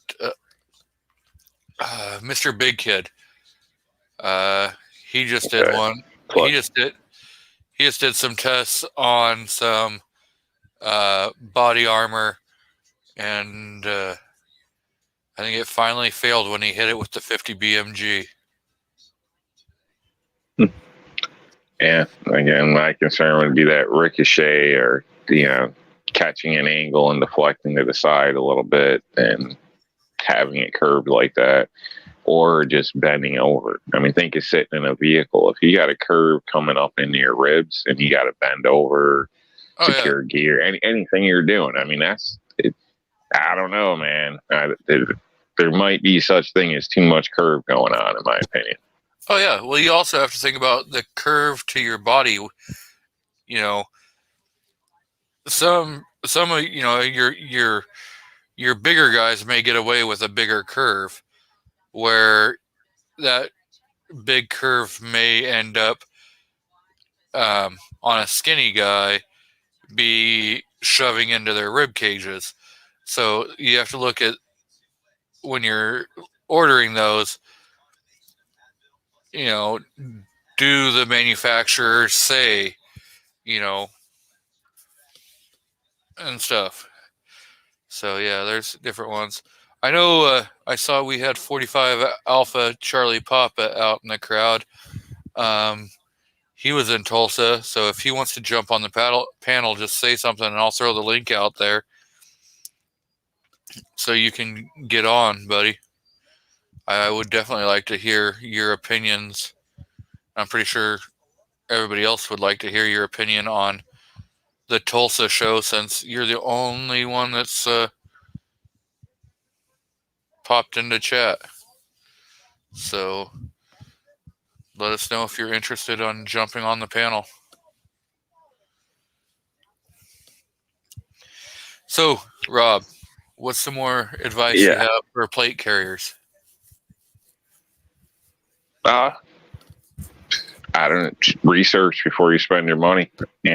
Research. I think if you can afford it, you might want to go the lighter route, because we're only getting older in some cases, and maybe it's not ideal for everybody. So in that sense of throwing on bunch of extra gear and planning on running around the block or something might give you a heart attack and kill you. So some people may not be in that physical condition, or can't be due to disabilities or other things like that. So I would just say be practical, do research, be practical, and wear it properly. You don't sag it like your pants. Okay. So make sure it fits. It should almost basically damn near be bearable to wear. Everybody's comfort. It should be, it should be comfortable, but it needs to be aligned in the right spot. So, or else it's really not doing you much good. Yeah. And the thing is, yeah, if you want that protection and that's what you're going after, you do have to realize that for wearing those plates, it's probably not going to be the most comfortable in every position. So when you're sitting compared to when you're standing, that plate carrier is going to ride in different positions.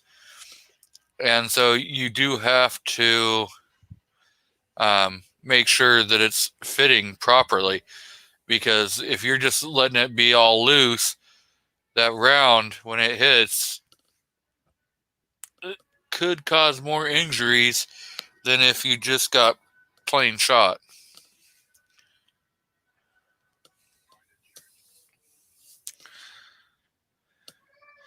So I say we're joined out in the crowd by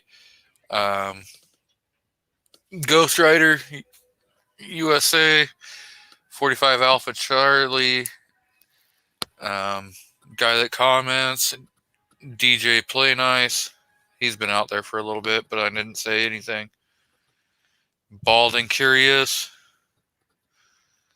So welcome everyone. Trying to see if there's anybody else that I've skipped over.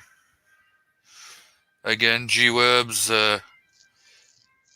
does Free Patch Friday on gear websites.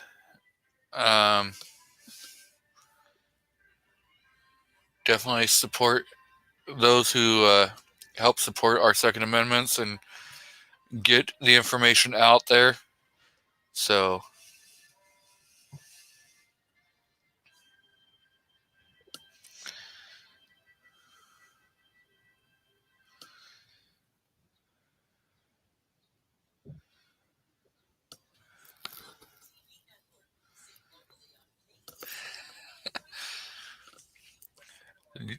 DJ Play Nice says, wait, you can see me?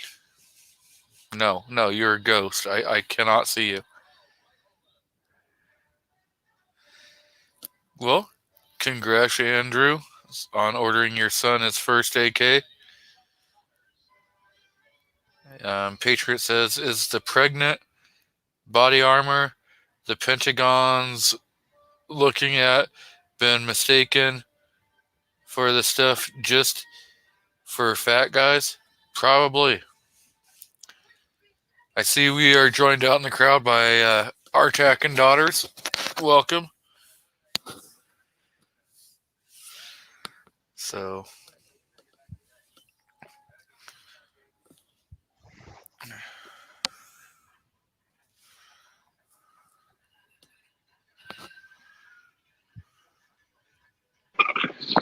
I'd say if you get a carrier, one of these things, you should, you got all this gear in the pouches and shit. Put it on in your house, lay down, go through some movements and see how it actually fits. Because you might find the way you got things set up ain't really going to work out.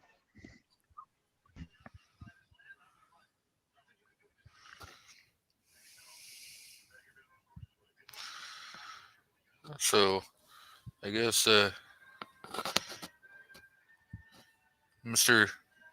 DJ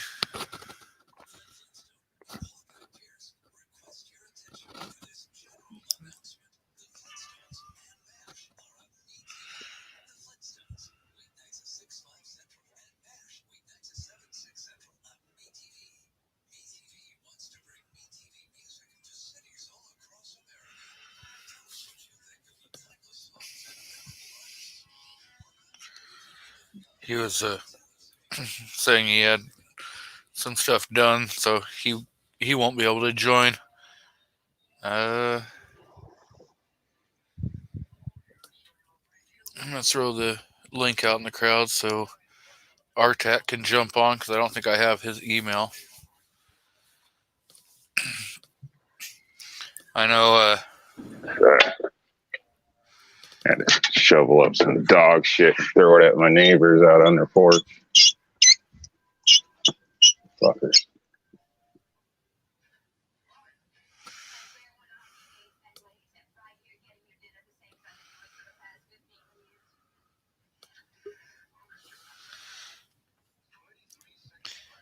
I bet that was fun as hell. Well, wouldn't call it fun. It'd be nice if they just didn't let their dog shit in the yard, but. So if I gotta pick it up, you ain't gonna like it. You might find it on your grill, your roof, or thrown directly at you. Why didn't you put it in a bag and just set it on fire on your porch? Ah, they're all out back. They've seen me dodge it as I threw it. Apparently they don't care.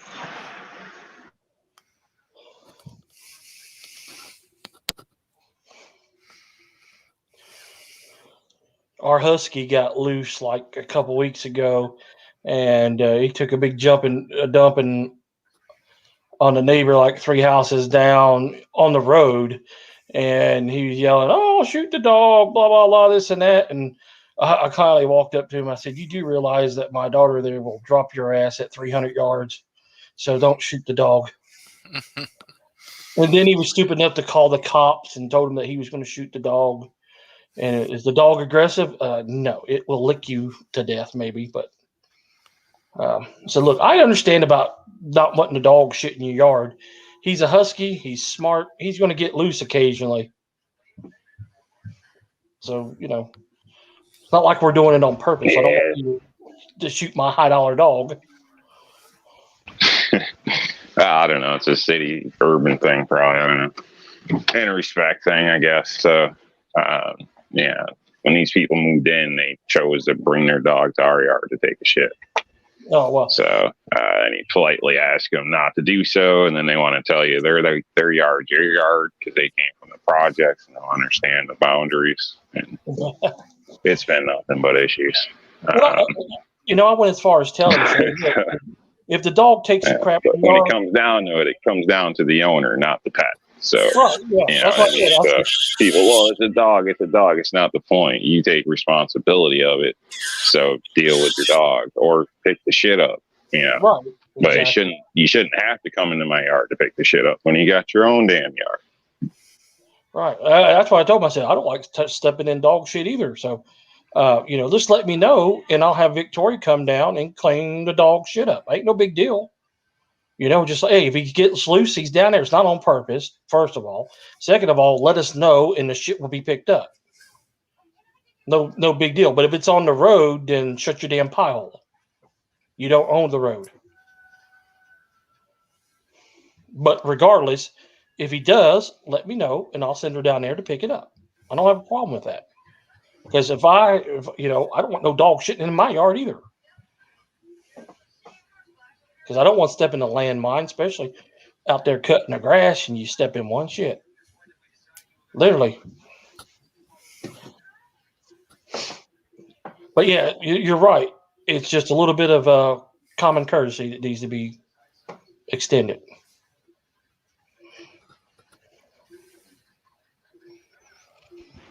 Yeah, that's all I ask. So, yeah, these people don't care. It's a Black Lives Matter group over there. Oh, well, he was a Biden. They don't have to make sense in their world.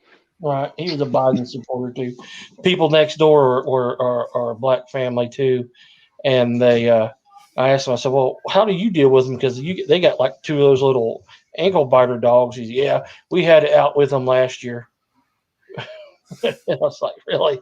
And then the guy's wife comes out and says, oh, well, I help you catch the dog. And I was like, well, holy shit, Batman, that's nice of you. And then she told Victoria, oh, well, we got two dogs. And then come to find out, the guy just hates dogs. And his wife and his son has one. So when his son comes home to visit him from wherever, he brings his dog with him. So I was like, okay, you just want something to bitch about, I guess. Maybe he was lonely. I don't know. Wanted to win and influence friends, I guess.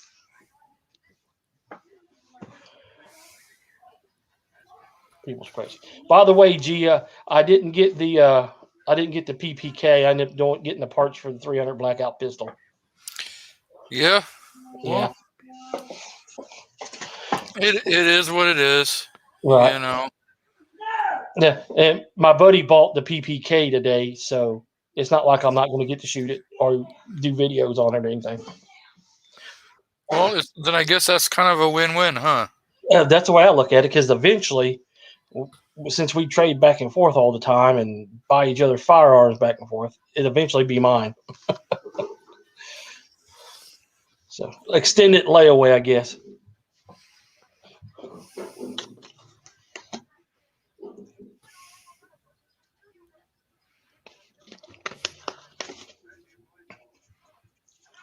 Oh, I got my hands on one of the brand new Walther PDPs today.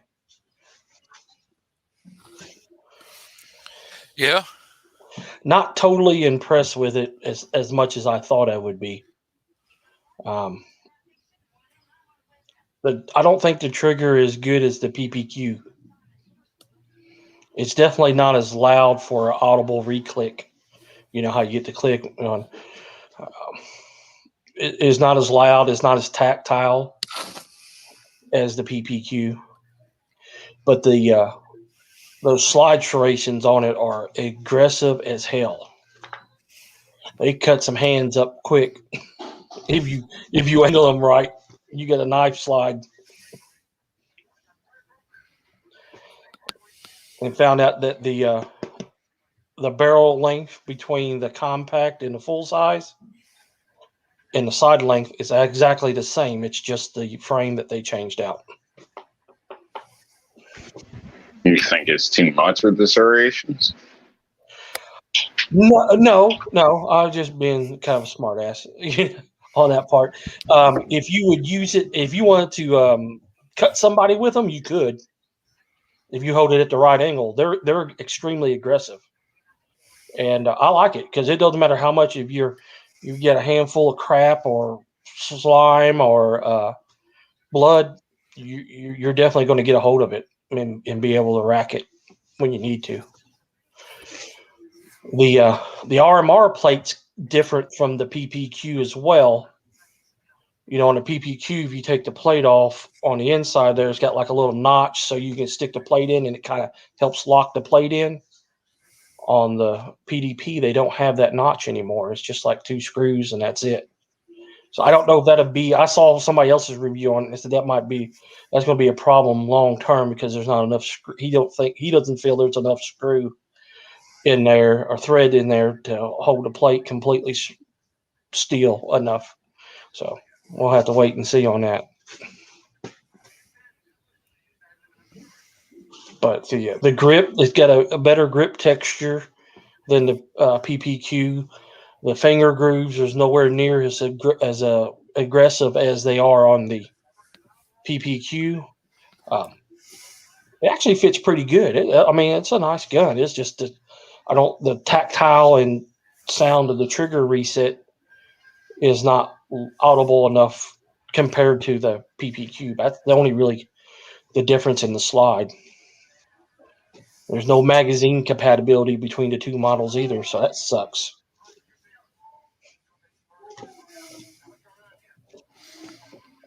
So yep, you get a 4. So basically, Walther did what everybody wanted Glock to do on the 19X. Have the 17 frame on the 19, or the 19 frame with the 17 slide. Walther done that. They were using 1 slide for the compact and the full size. Yeah, I don't know. Now you don't have to watch my review. Oh, we'll still watch it. Spoil alert, shit. But yeah, we didn't get to see the gun.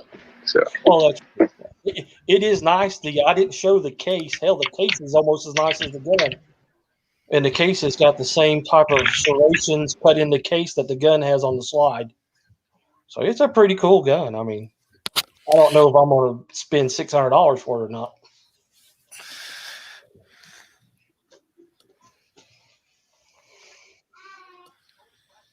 yeah, reading the side chat, guy that comments says, "Nice guns finish last. Only get good guns." I can't argue with that. My wife just piped off with, "Any gun's a good gun." As long as it goes bang. Yep. And she is kind of right. I don't know. She's listening to me too much. I got to stop what I say around her because, she's like, any gun's a good gun to somebody. And how do you argue with that logic? Because every firearm is somebody, you could say crap about any firearm manufacturer and you're going to irritate somebody. Oh, so, no doubt. And just because you or I don't like a certain brand doesn't mean that somebody else doesn't find that as the best gun they've ever had. Mm-hmm. I mean, we still allow Rob on the panel, even though he doesn't like people Glock. like smoking crack too, or Parmesan cheese. Right, exactly. Yeah, Parmesan cheese. Yeah, some people do like. Lace it with some mozzarella, you're good to go. Well, did you hear the Hunter interview where he said, "I'm the king of smoking Parmesan cheese"? Yeah, I watched that. I watched it to be entertained, and I was not disappointed. Now we know what the problem is. The wife's like, "Now we know what the problem is." I am a gun connoisseur, so there's very few guns that I hate and dislike. I hate the Sky pistol. I dislike the XD series of pistols. I hate the CEO of Springfield. Is he still? I thought he stepped down and now it's his son. No, it's still it's same difference. Yeah. If he did, he's still an asshat until they change owners completely. out the family, then I'll reevaluate. Well, no, I know I still hate XD pistols. They just suck. So, like, I'm not a big fan of Sky pistols and everything, They suck too. but one of a lady that I was talking to who works at one of the stores that I go to, she's like, yeah, my daughter has a Sky and that damn thing runs forever. It shoots great. And my daughter seems to love it. I'm like, okay, every time I've ever had problems, they're Jam-O-Matics. But, if somebody's not out, if it's everybody's going to have different experiences and everybody's going to like different things. Very true. And so, I mean, I dislike their double action trigger. It's just terrible. It's horrible. Some people, I guess, seem to love it. Well, no disrespect there, New York outcasts, but people who have only New York triggers would. Hey man, I don't want nothing to do with the Sky either. So I've never personally laid hands on one, but I've heard of enough people with complaints to not want to bother with my money.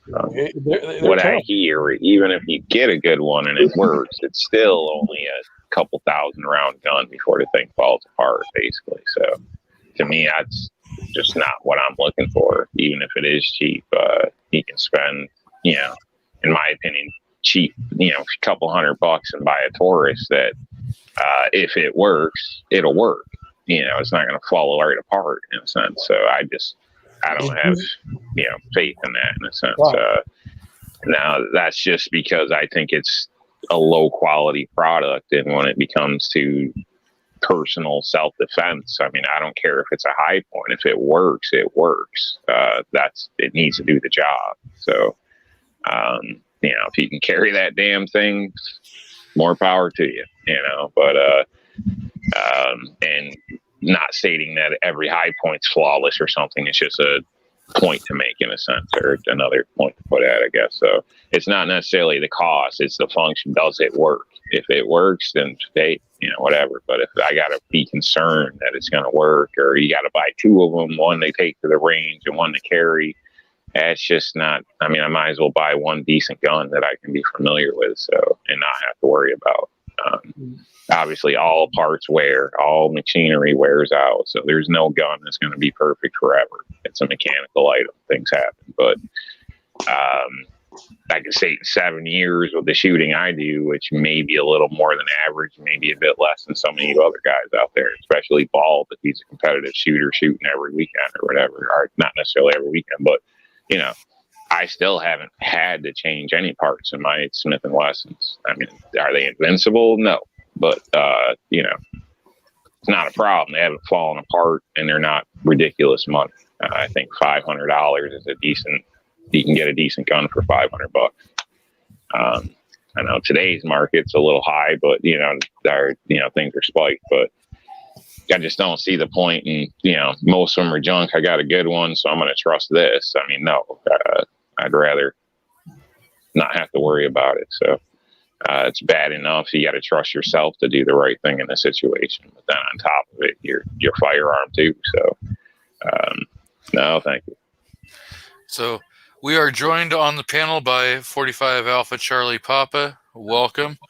Welcome. Good evening. How is the Tulsa Gun Show going? It was awesome. If you could find it, they had it. How are the prices that you saw? Were they reasonable? Yeah, you had tables that were high and tables that were reasonable. You just had to do the hunting. Ammo was high. I think I think I saw a brick of 22 for up to 140 for the brick. Anywhere from 80 to 140 for a brick. But just an awesome show. You can pick up anything, all the modern stuff, all the way. I picked up an old 1870s rolling block today. So, are you going back tomorrow? or No, are you heading back home? We're going to head back home tomorrow. When I come down in the fall, maybe we'll do both days. Did you have to pay to park, pay to get in? I That came was down that with a bunch of guys. aspect of it. There was nothing to park. It was $10 to get in, and you're talking 5 acres under one roof. Was it? I thought it was 11 acres. I think that building is So 5. you feel it was worth the $10 just to look around? Oh yeah, you saw stuff It there you sounds like wouldn't it. find. So I saw stuff that I knew was out there, but you never see in a store. I found the Chiappa Arms 9mm that looks like an M1 carbine. I found one of those there. The Mossberg tactical lever action. There was one of those there. So stuff that you don't normally see that's out there, but it was available there if you wanted it. So G-Web says, 45, have you been to the show before? No, this was my first time. And I was just shocked of just how big it is. It was huge. It was packed. There was a lot of people in there. And nobody was wearing a mask. That was going to be my next question. COVID. So, now, did you decide that you were just going to pay the $10 and go in, or did you try getting a hold of Clovertack and those guys to maybe go in as media?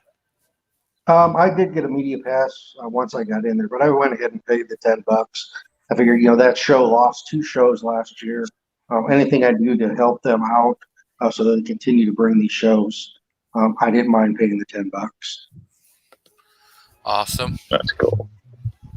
Yeah, that's cool. I mean, Yeah, if we it's met 5 Clover acres and you actually enjoyed it, it's worth giving them something. Yeah, and we met Clover and Ghost, and Budget, and Gizzard Gary, and a few of the others. So G-Webs is asking, once you get home and have some time, would you like to do a live show to talk about the show? Yeah. So I'm thinking G-Webs would probably like to have you pop onto one of his shows and maybe discuss more of it, Now, did you take any video? I didn't take really any video. I took some photos and posted them over on Instagram and Facebook. It was just so packed, and guys were so busy that I really couldn't get to really interview too many people. But a lot of interesting stuff there. So did you see any ARs? Yes, bunches of them. There were several tables where you could build your own or had several ARs. Did they have completed uppers? Yep. Complete guns, complete uppers, complete lowers. All kinds of AR stuff, all kinds of modern handguns and pistols, and then just intermixed with M1 Grands, M1 carbines, 90s and 80s stuff, just all kinds of stuff. So if you want it, and it's something that's attainable, it's probably there. what did you pay attention to any of the prices on that modern stuff? I think the ARs were running. I think the lowest price one I saw was $600, and then they were over $1,000 on a lot of them. What about on? Did you see any of the parts kits? I didn't look at a whole lot of the parts kits. I think the one like the complete uppers, those were.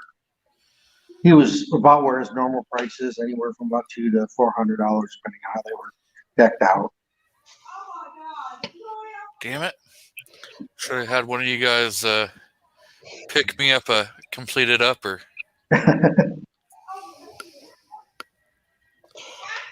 What caliber was that rolling block in that you picked up?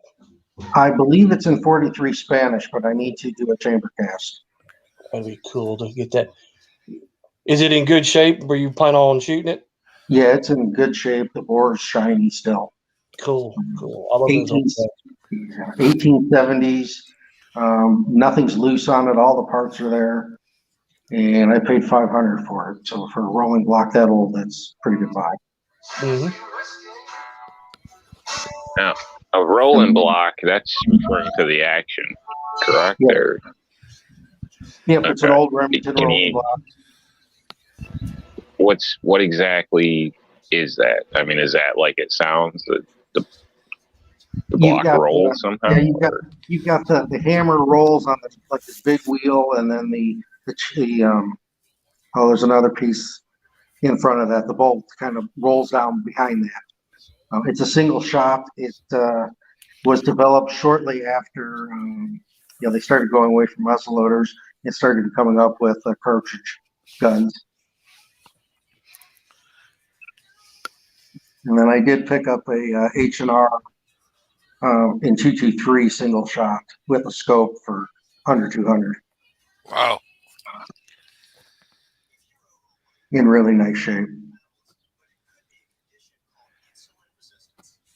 So there were deals there. There were other ones where one gun on one table could be $1,000, and you go 4 or 5 tables down and find it for six, 5 or 6, just depending on the dealer. So the question that everybody wants to know: how many background checks did you have to do? 0. They were both private sales. Unfortunately.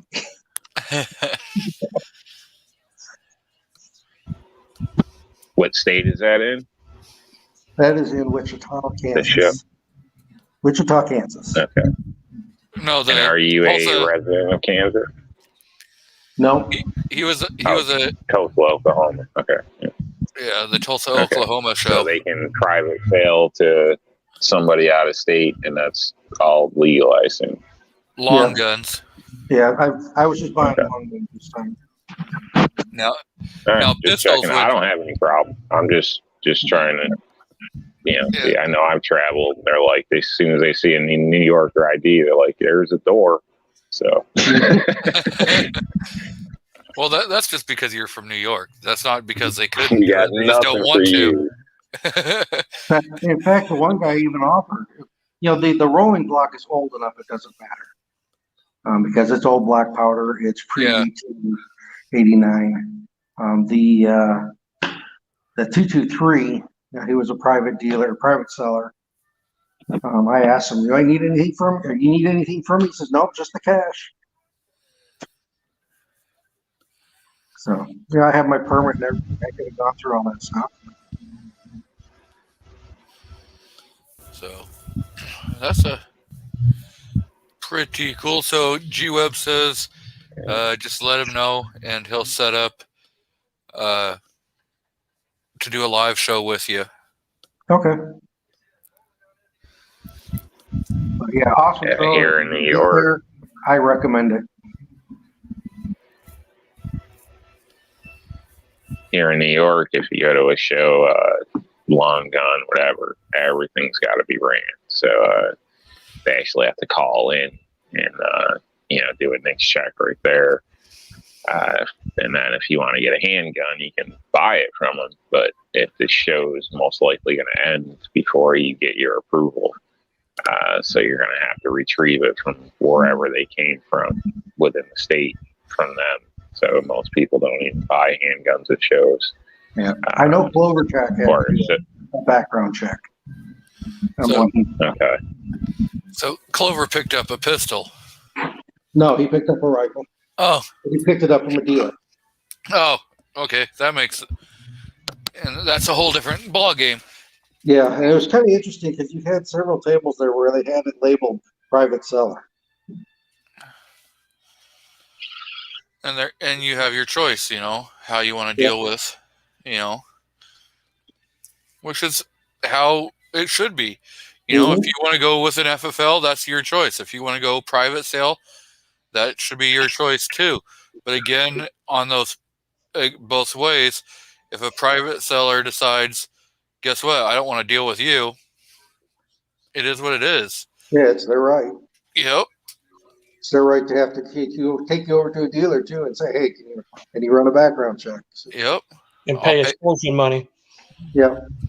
For a background check. Kind of hate to ask this live, but did they ask to see an ID or anything? Did they do anything to cover your butt or their butt in case you are that guy going to shoot up the Waffle House tonight? I offered the 223 guy. Says, no, you're okay. Well, and probably a lot of that's based upon how you act. If you're going to act sketchy, you're going to get treated sketchy. If you're going to be, just a normal guy and you're offering, hey, I can show you, my driver's license, I can show you my, CDL, then they may say, you know what, we're comfortable enough. Yeah.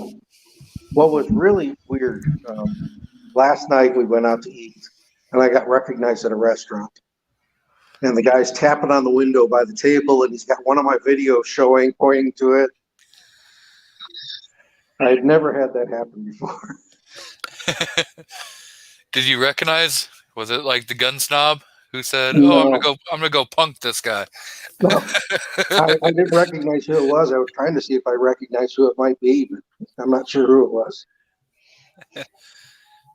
Maybe it was a gun-loving grandpa. Yeah, yeah. No, I met him too, and it wasn't him. Okay. So it was just strange, somebody there, they got my video playing on their phone and they're pulling it up to the window saying, look. Well, that's also pretty cool. Somebody who actually watches your stuff, it would have probably been nicer if they would have come in and said hi to you, Yeah, they walked by me. I figured he was going to at least say hi, but he just went to his table. But no. Check for a tail on your way home. Yeah. They leave shortly after you. Well, you should seriously pay attention to that stuff. I mean, people get complacent, and that's when bad things happen. So, not saying everybody's out there is a criminal, but still. Maybe somebody wanted a better deal on that rolling block. Yeah. Yeah. You never know. It's always better to be safe than sorry. So, our governor makes our gun show sound like you're that gun show. Sits here, talks about all the loopholes and all this crap, and you ain't going to New York Gun Show and going to, buying something with an ID or anything like that. It's you're getting a check. So, so he's blatantly full of crap. Yeah, but he's trying to basically lying to the public about how the laws are within our state anyway. So it makes no sense. Personally, I don't see a problem the other way in a sense. It may be a risk, but that's why I carry a gun, because there's a lot of nuts out there. So if you're a criminal, you would have bought it somewhere else illegally any damn way. So people say what they want, but you have the right to defend yourself as well. So not you, but I have the right to defend myself, whatever. So, so I don't want to seem like I'm negative or anything towards it. I was just weird because it's so different here. Yeah, here in Iowa, we're going to get constitutional carry on July 1st. Currently, if I wanted to buy a pistol in Iowa, I have to go ask permission. I got to go to the sheriff's department and either get a permission or permit to purchase or my concealed carry, because that becomes my background check. But if you don't have those in Iowa and you go to a gun store and you want to buy a pistol, they won't sell it to you. But as of the 1st of July, they can now go to a gun store, buy a pistol, and they can run the regular background check. G-Web says, pro tip, always ask for ID for 9mm sales. Them people are not to be trusted. I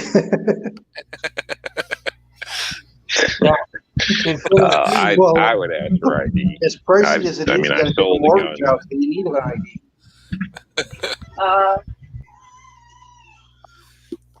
In Tennessee, our governor signed the permitless carry, and it comes into effect on July 1st. But in Tennessee, you don't need no special double permission from the government to buy a pistol or anything. We don't have no registration like that. So if you go to a gun show, there's private sales and there's dealers. So of course, if you go to a dealer, you're going to go through a background check. If you go to a private sale, then some of them do ask for ID, some don't. Yeah. So it's not too bad here. It might be. The only problem we It have, might The be nice me thing being in a Iowa paranoid is- freak, but I'd always want an ID just in case. Because I don't know, and especially in my area, I don't know. I just want to cover my ass, Yeah, I like would in agree. that sense, to at least know it was, that person if it came down to it. So, not that I'm planning on ratting anybody out or whatever, but if it's used in a crime and I'm the last person they have, I want something to say it wasn't me. Yeah. right? Exactly. That's just CYA, and it's personal choice, really. And that's as long as it remains a personal choice to ask, because we all know that universal background checks do not work. Mhm. Look at Chicago. Look at California. Yep. So right there. Yeah, I was issued cleared for a gun with an arrest warrant at one time, so they didn't seem to work there. They failed. And see, that's where I say, if you want to, and I see this, we see people lie on 4473s all the time. They prosecuted like 12 people all of last year for that. And we had at the gun shop, and I only work on Saturdays, and there's at least 12 that I know of, and none of them got prosecuted. They just got denied and left. Mhm. And then you want to hear something funny is that we got a guy that comes in and buys from us constantly.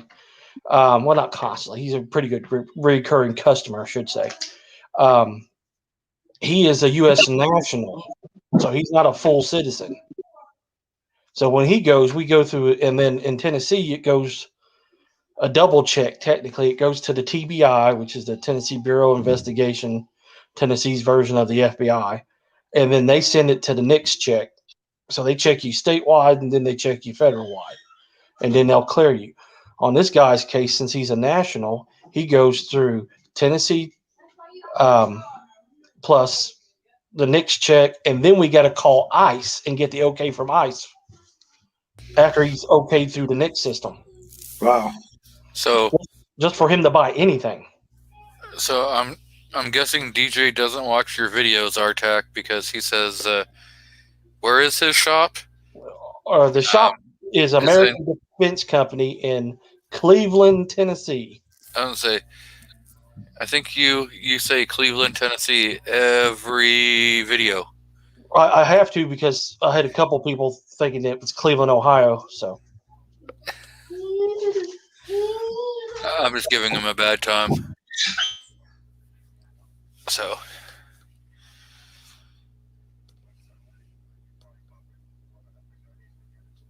But yeah, I do recommend if you never get to one of those shows, go. It's a good time. A lot of stuff there you'll see that you probably never will, or not in that quantity. If I go, I'm bringing a wheelchair. Oh, okay. So I guess I ratted him out. Now he's gonna go. I just guilted him into subscribing. Hey, that's all right. I'm like 80 away from 1,000, so I think I'm about to break 250, or I just broke 250. One of the two. I'm 250 right on I'm the not even money. sure what I have, but appreciate all the ones I do have. Yes, sir.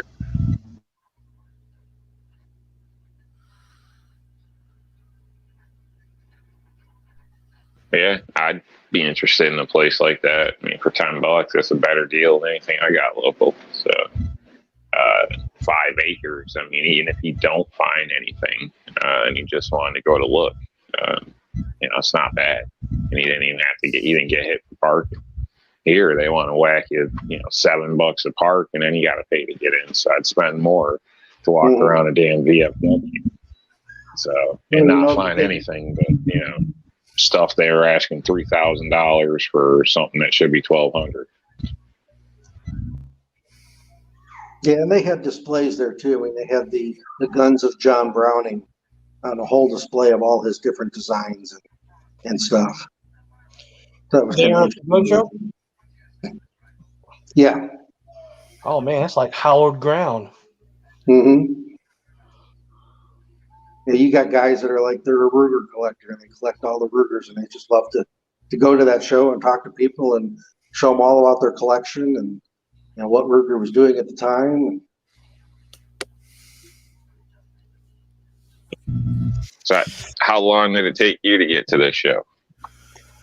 About a 9-hour drive. So you think it was worth it? Your gas, time, and all that? Yeah, it was worth it because we came down as a group. You can't go wrong when you split in 4 ways or 2 ways or 3 ways. Mm-hmm. Yeah, there were seven of us that came down. So. Oh, y'all got the paddy wagon out then. Yep. And it kind of doubles as a social event too. So yeah, it's more justifiable cost-wise and all that stuff. So DJ says that he was your 920th subscriber. Hot damn. Now we're 80 away to make the communists in California buy me some ammo. Oh, I'm going to do a whole video on that. Okay, here's the go to the store. Here's the bag or the box of ammo that YouTube paid for me to buy and all that. That'll really piss them off. They bought me a rolling block. Oh, there you go. Hell yeah. Oh, by the way, I'm digging the new logo. Thank you. yeah. So I would love to have one of the other guys jump on, like Gun Loving Grandpa or whatever. Were you looking at any of the knives there?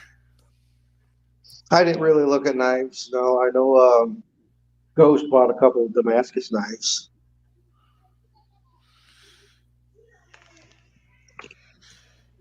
Is there anything about the show you didn't like? Like how things were set up or lines or... A little bit difficult to find where the booth was. They told me where it was, but it wasn't set up the way the building's set up. And then it was packed because they haven't had one in a year. There was a lot of people there.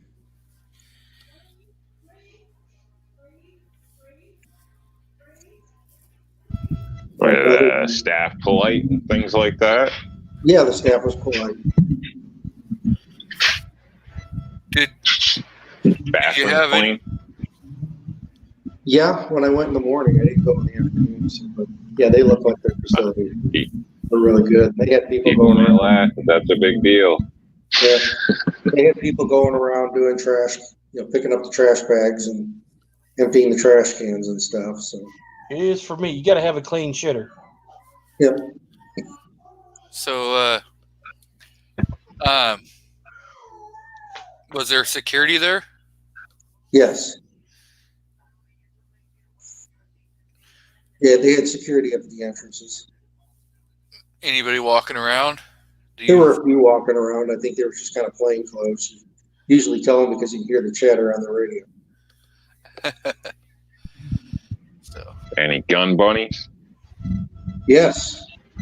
In fact, Girls some in of them, bikinis, all that stuff. yeah, there's a couple of them that were selling calendars and limited posters. did you pick up one of the calendars? I did not. I should have. They were signing them and everything. That's my next question. Yes. Y'all missed the real question should be, did you pick up any gun bunnies? No. Did you take any pictures with some gun bunnies? No, I didn't. I should have. I was pretty Now it's focused. roll call. I probably only Gun bunnying it up over there. Yeah, I think I only walked maybe 2/3 of that show. And I was skipping stuff because I was just rifles was what I was focusing on. Well, So you're saying we should bring a wheelchair if any of us go again? Yes. Okay. get one of those motorized carts with a basket. Mhm. So, Well, you can roll in the wheelchair to get in, and then when you buy all your stuff, you can use the wheelchair to carry it and walk out the building. Exactly. That's what I was well, thinking. if you get one of those electric scooters that have, you could have them nice and mounted to it. Mm-hmm.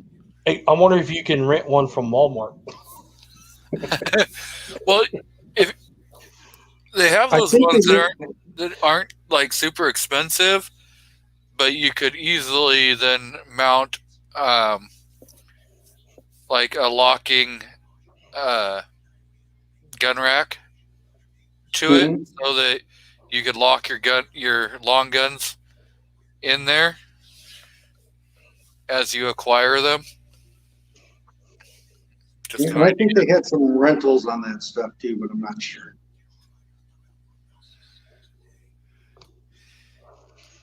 G-Web says, "Oh, go ahead." Oh, I was going to make it funny and say I've always teased my wife about getting one of those tracked wheelchairs with a machine gun mount on it for her, and then she just said that she was that I was just going to steal it from her if I got it. So yeah, you're probably right. Well, DJ says there was on-site scooter rental advertised pre-show. So Yeah, I figured a lot of the guys running around their own rentals. And G-Web says girls in swimsuit calendar are hardly gun bunnies. Oh, they were calendars with them posing with the guns. These gals were shooters. Okay, I'm They just weren't gonna anti-gunners in costumes. I'm just gonna leave Carolina's comment on the screen, and everybody can read it as they see fit.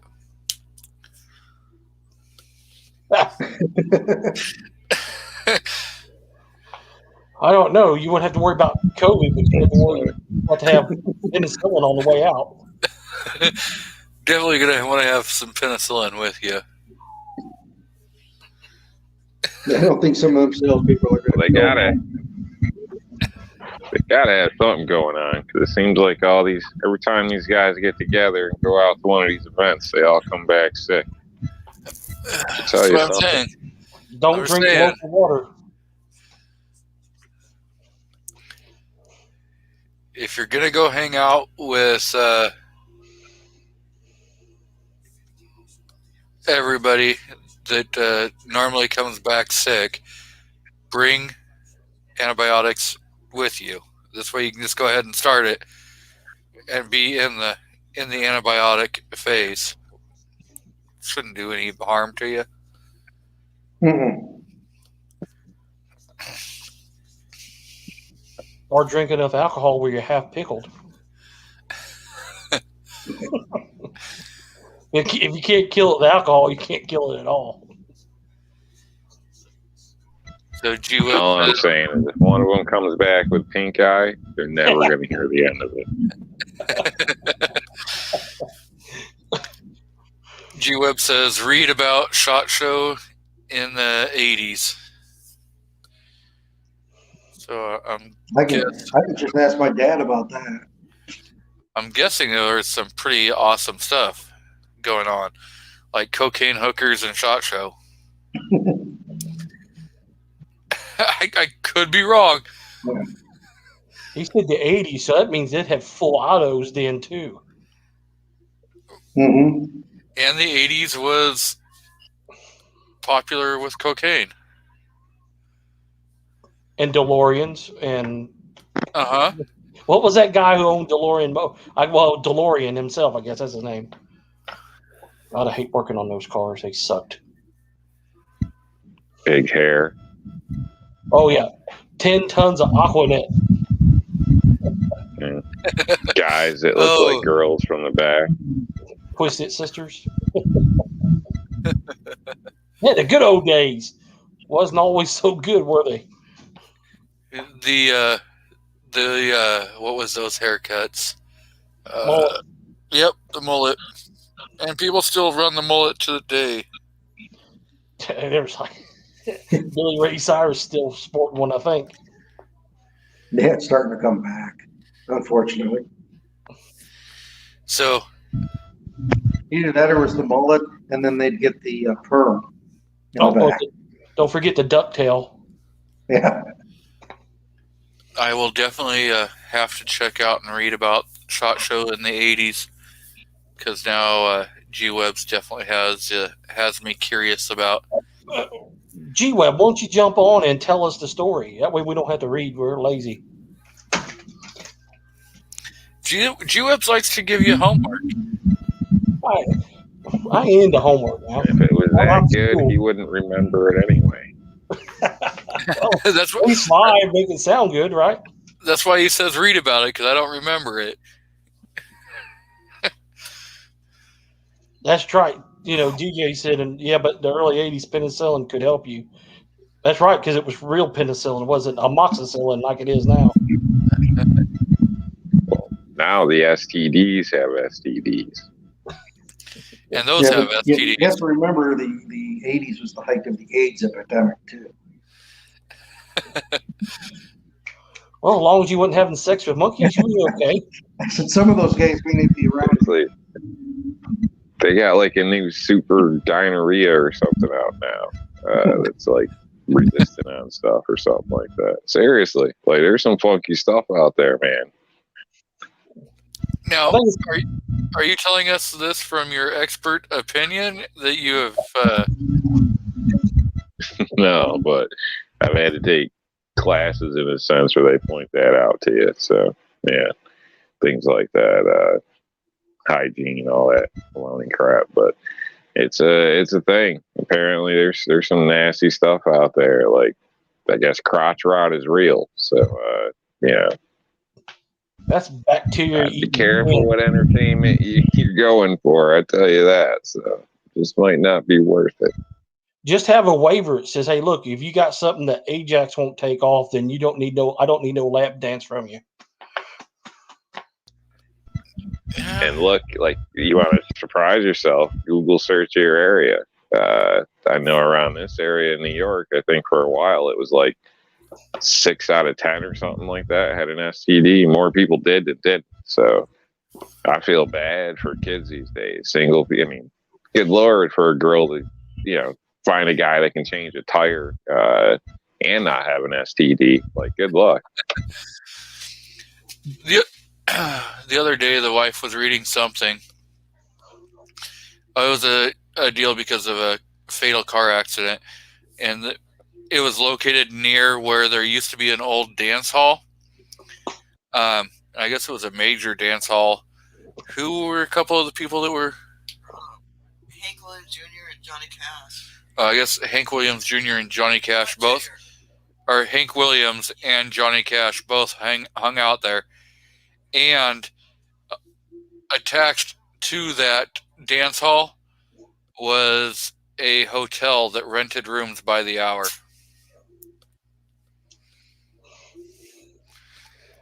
I'm gonna tell you, they both had Like that. They both had hepatitis because they was in the military. 90% of all people in the military have not back then had hepatitis because they shared those hypo sprays. Yep. Well, even up to the 70s. Yeah, up to the 70s. Yeah. Rob's gonna try to show us something. He just turned his camera on. I guilted him into shutting his camera off. What was it? Another salad? That didn't look like no salad. No.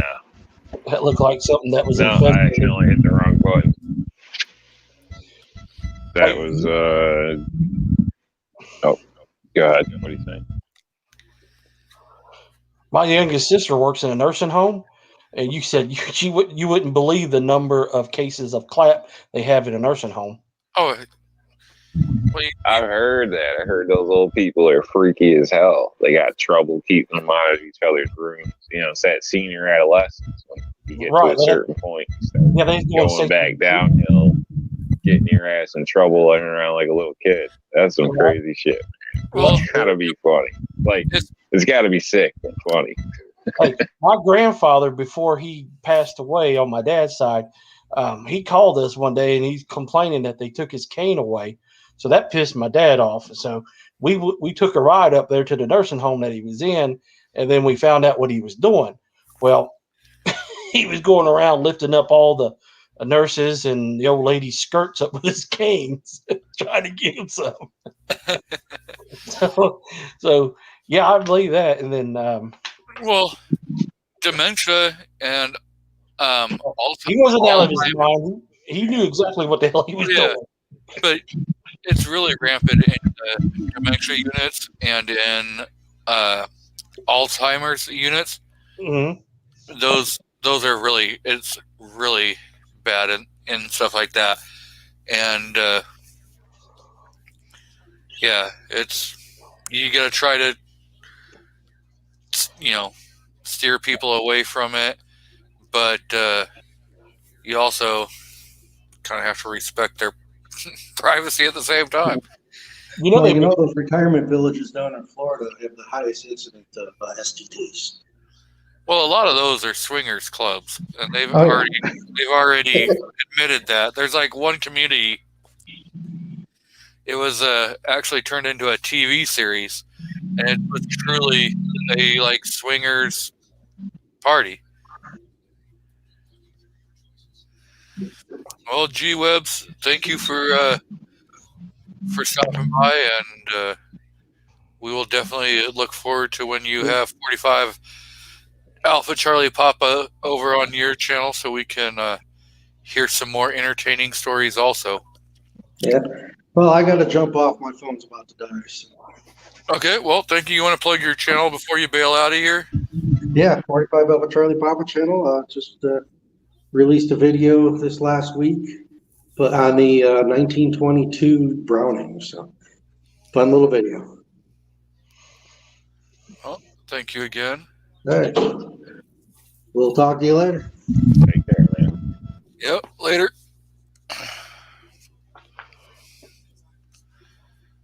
So, when are they going to recall Mayor or Governor Spaghetti Head up there?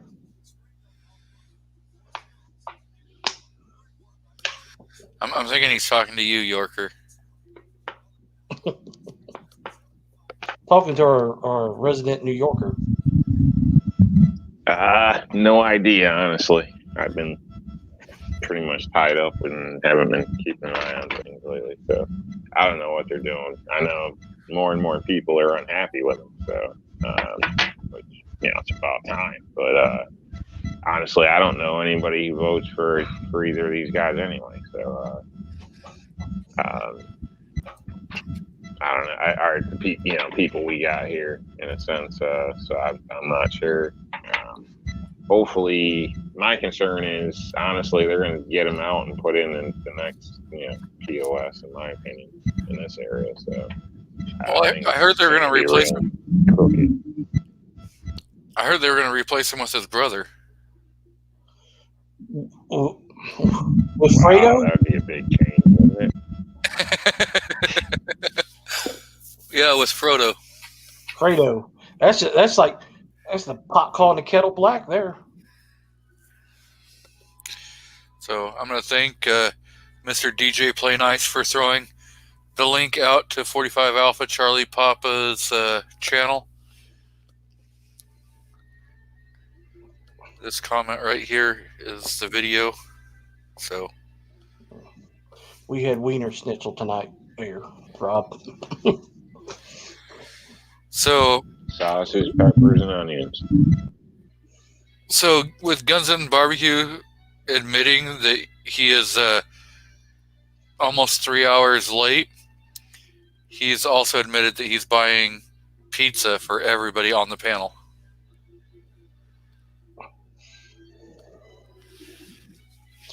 Wait a minute. If if he's barbecuing, we don't need no pizza. That's like for little kids. He needs to come up with some New York strips or some T-bones. Don't let him cheap Hell out. yeah. Don't be cheaping out on us now, barbecue or Guns and Barbecue. Deal. Okay, good. Did you see his video? I was giving him some dad hard time there. He was rocking some cowboy boots and shorts. Oh, when he was kicking over the kingpin? Yeah. I said, Yeah. I hadn't laughed that hard in a long time. I needed that.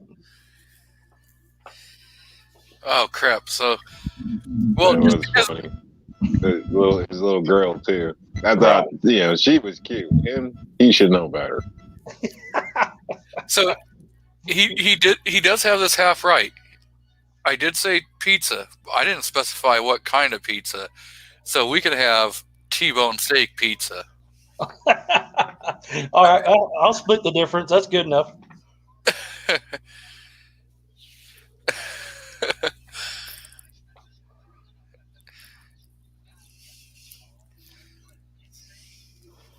I don't understand that. Mighty Mouse Foss and Rob in New York are the coolest guys ever. Who's Mighty Mouse? DM Foss? Oh, okay. Okay, yeah, all right. Oh, I forgot he was in here. Is he even paying attention, or did he fall asleep on us? I'm here. That's all right. I'm forgettable. That's okay. Well, you was quiet. I was like, when I look at your logo, I automatically think Danger Mouse, so not Mighty Mouse. Well, he's quiet as a church mouse.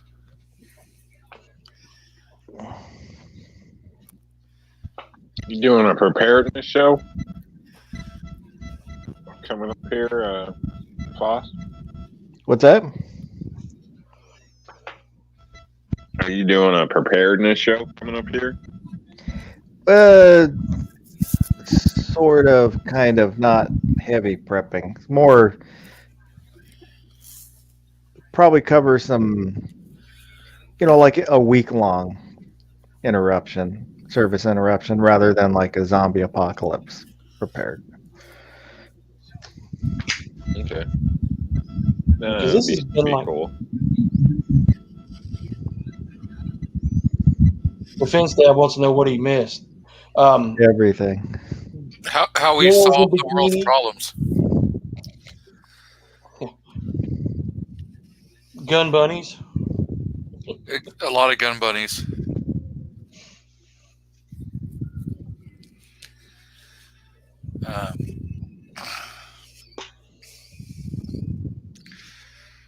DJ got it kind of right. DJ says whores, liquors, whores, and free pizza. Can we get Bubbles to sing that song?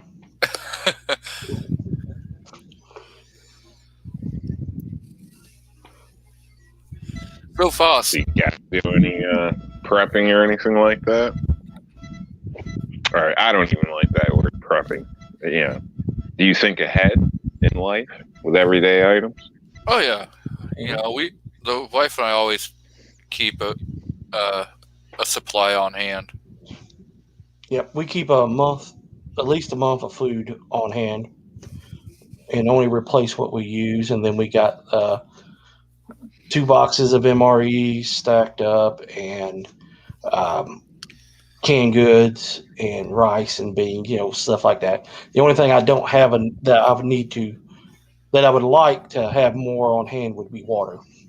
That's the tough one. Well, I would love 3 months, but I forget. I just went through, did an inventory of stuff that I've got, and I think I've only,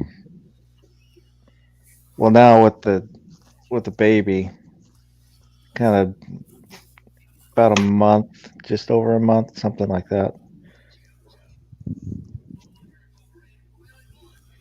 worth of stuff. Are you trying to sneak strawberries? No. Just water. Small portion of water. That's how we do it. That's one of the ways we do it with water. Yep. I don't trust damn city water anyway. But not too bad. Our city water Price-wise, tastes a lot better. And any given day, I've got 7 gallons just in that sitting here. So, people might say it's excessive, but it's easy and ready to go. I also have other, in a sense, water storage. But and I said that was a problem or whatever in a sense. And yeah, you wouldn't want to carry that somewhere, but for home use, I think that's ideal. Storage. I've got 67 gallons. I've got some I think they're 2.5. I can't remember if they're 2.5 or 3 gallon, which is, it's more expensive to do it that way, but it's small enough where my wife can, like if I drop dead and the world's gone to crap, she can move those. And then I've got some 5 gallon ones just so we can have, more in less space.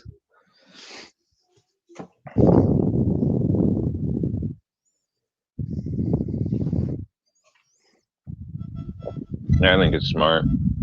There's, a lot more than a zombie apocalypse or whatever.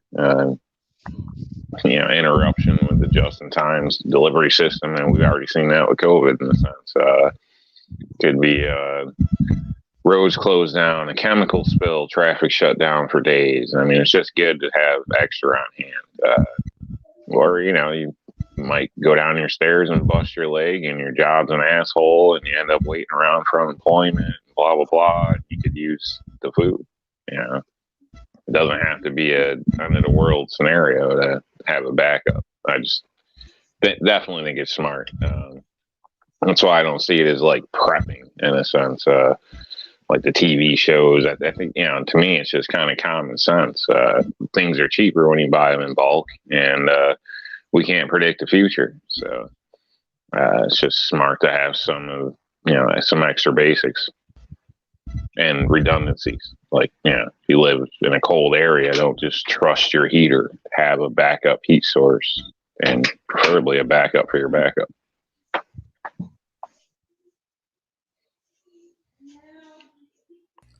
Yeah, well, I mean, just think about last winter. Here's like Texas that's not used to getting snow, and all of a sudden they get snow and they're without power for 10 days? Yeah. Yeah, that's the nice thing about it. We've got gas. So as long as the gas is flowing, we've got, the stove works and we've got a gas fireplace. And then if something happened to the gas, then I've got a dual source little camp stove and a little My Buddy heater so we can, good enough to heat up a room. We got nuclear power here, so everything's electric. And then heating would be like I got 4 or 5 bottles of propane for propane stove. So then a grill, and then I got like all kinds of trees in my backyard, so I got plenty of firewood. That's the thing is, I don't know. I've never really used gas, so kind of leery about. Yeah, once you get over the fear of blowing up, it's pretty nice. Yeah, it's hard to beat natural gas, really. Yeah, but that's just another added cost,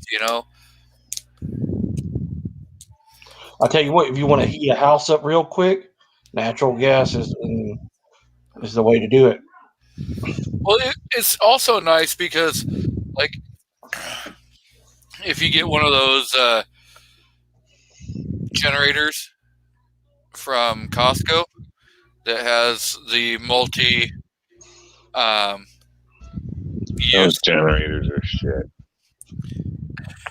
All the generators people buy, Lowe's, Home Depot, Costco, all that. Most of those are shit. The runtime, the amount of gas you need for them, especially if you're going to get a gas generator, and besides the fact of all the damn noise, and go ahead and put it in your backyard and see how long it sits there.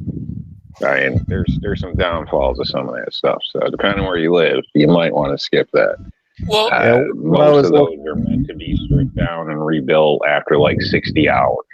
Like, think about that. The one I was looking at is one. The one I was looking at was one of the ones that is just like your heating and AC. So it's one that's mounted to a slab, and it's got the the switch in your breaker box to be able to switch and cut off your main power, just in case. And it's like designed to run off propane, natural gas, or regular gasoline. So you have multiple different sources, and I believe it's from like Train. So it's one of your better brands. When I was reading up on the portable generators, I came across a bunch of stories where people would get them stolen, and when the thieves would come, they would start a lawnmower so they would have that sound and then steal your generator. And most people wouldn't notice because they'd still hear, a little two-stroke out there running. Yeah, but like I was saying, if I was going to get a generator, it's going to be one of the gigantic ones that's going to be bolted to a slab, and it's going to be one that's huge. It's not going to be some little small portable. Even if you get one of the portables, you can anchor those and lock them down. We thought about getting one of those, but if we live somewhere where the power went out, we knew that it would happen in winter. Some places it'll happen every winter. They'll have power outages and stuff. But, just hearing from some people that, they got them and then said it's a huge waste of money because their power never went out. Yep. But yeah, if you're living someplace where you're dealing with like power outages yearly or whatever, rolling blackouts, stuff like that, yeah, I could see more apt to have one. I'd rather have one and not use it than not have one and need it. But again, if you're going to have one and just have it sitting around, you better be willing to do the maintenance to keep it ready for when you do need it. Well, that's just the unspoken truth that you should plan for that as well for maintenance items. Oh, yeah. It's like back in my days when I was working in the car dealerships, I got like extra set of brake pads, front and back, extra parts, for the cars, extra oil filters, extra oil, blah, blah, blah, all that happy stuff. Especially when I used to get it free. I stacked up on antifreeze, and I didn't need antifreeze or oil for like 10 years.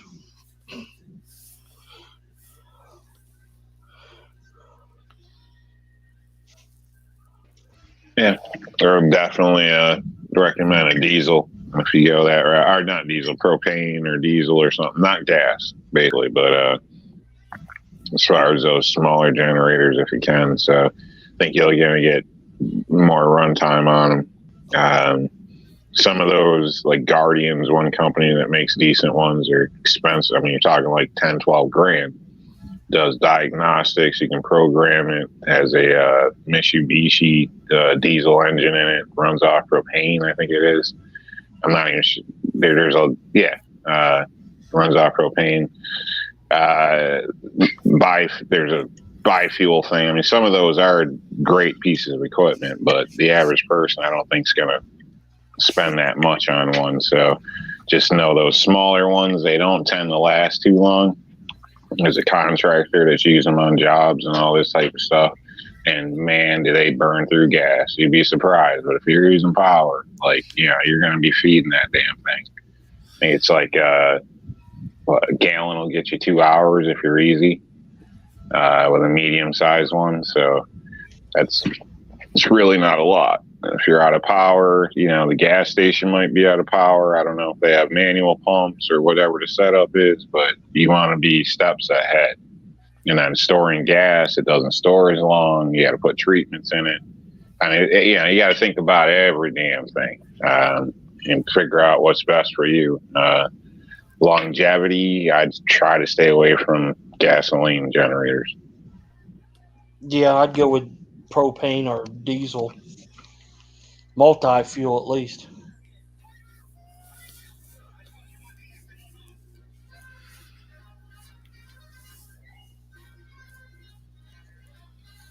But so, Mr. Foss, I forget when you did your video about your giveaway. What Saturday is that you were wanting to do that?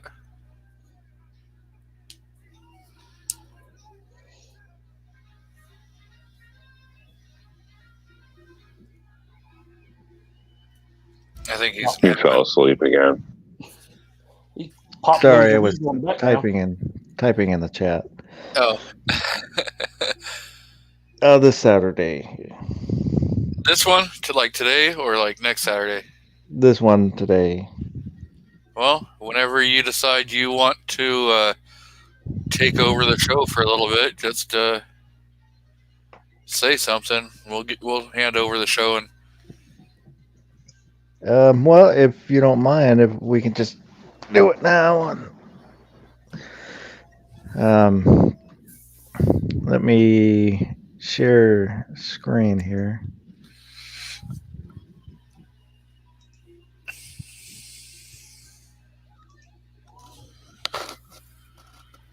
Oh, that was some good food.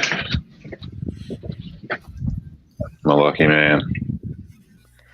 So I'm gonna pick 3 names. The first 2 are just gonna get prize packs, patches, T-shirt, whatever falls out of the box, and then 1 grand prize winner, which will get the plate carrier and mag pouch.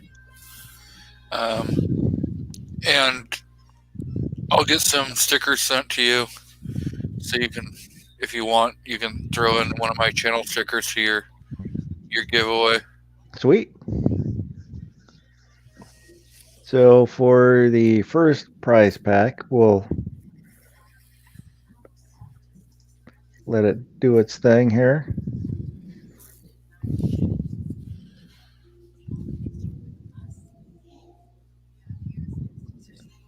And that's you, Outcast. Oh crap! Rob won something. He did. No way. So what size shirt do you wear? Large long to cover my gun, but nobody ever has large long. Large. Would you rather have an extra large or extra large? Because that's all I buy. Ooh. XL or 2XL? XL will probably work. I'm sure it'll fit after I wash it. It'll time for 2. And for the second prize, shirt, is it? No. It should be. Second winner, Andrew Carmichael. I'll have to get a hold of him. I think he's over in England. Aren't you glad you're not sending a plate carrier to England? Oh, yes, because I didn't even think about people that might be never passed. outside the U.S. And for our grand prize winner, anybody but Guns and Barbecue. It is a pair of pants. Yeah. Let me do that again here.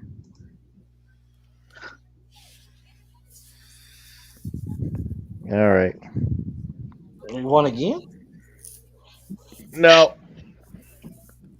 Tactical Maverick. So I'll get a hold of Maverick, and I.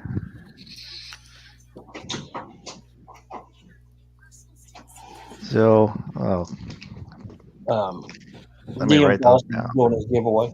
Wow, nice. We're going to go to. Congratulations, winners. Yep. Congratulations to everyone. Congrats, Rob. Congrats. Congrats, Thank you. Thank you. Tactical Just told Maverick. my lady I want a shirt. Outpost Armor. She was like, I told him to send it in a medium. She was going to steal it. He's only got extra large. I think that's doable. I think that should definitely be doable. We're gonna come with us. So what's Victoria up to? Hi. Tell me how. She's going to do the PPK review. Hell yeah! Are you excited to do that? Yeah. She going to act like James Bond? No. No. That'd be funny though if I can get her to do. She doesn't like to do none of the. What are you looking at the Joe Biden video you had me do? Oh yeah, she didn't like doing the Joe Biden video. She did. I had to twist her arm to do it. Just rent her an Aston Martin to do a scene with it. Sure, she won't mind. All right.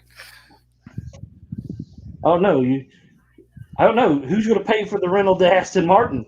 You. You. With what money? Hey, she's helping you out here with this video. Come on now. And lunch. Hey, this is her. Well, I'll buy her lunch. We're road tripping tomorrow to go to one of the biggest gun shops here in Tennessee. It's in Murfreesboro. It's called the Outpost Armory, and it's owned by the same guy that makes that owns Barrett. Well, you do know that the Glock store just opened up in Nashville. Lenny McGill can suck a high hard one. There you go. I'm with him. I'd rather go see the other place.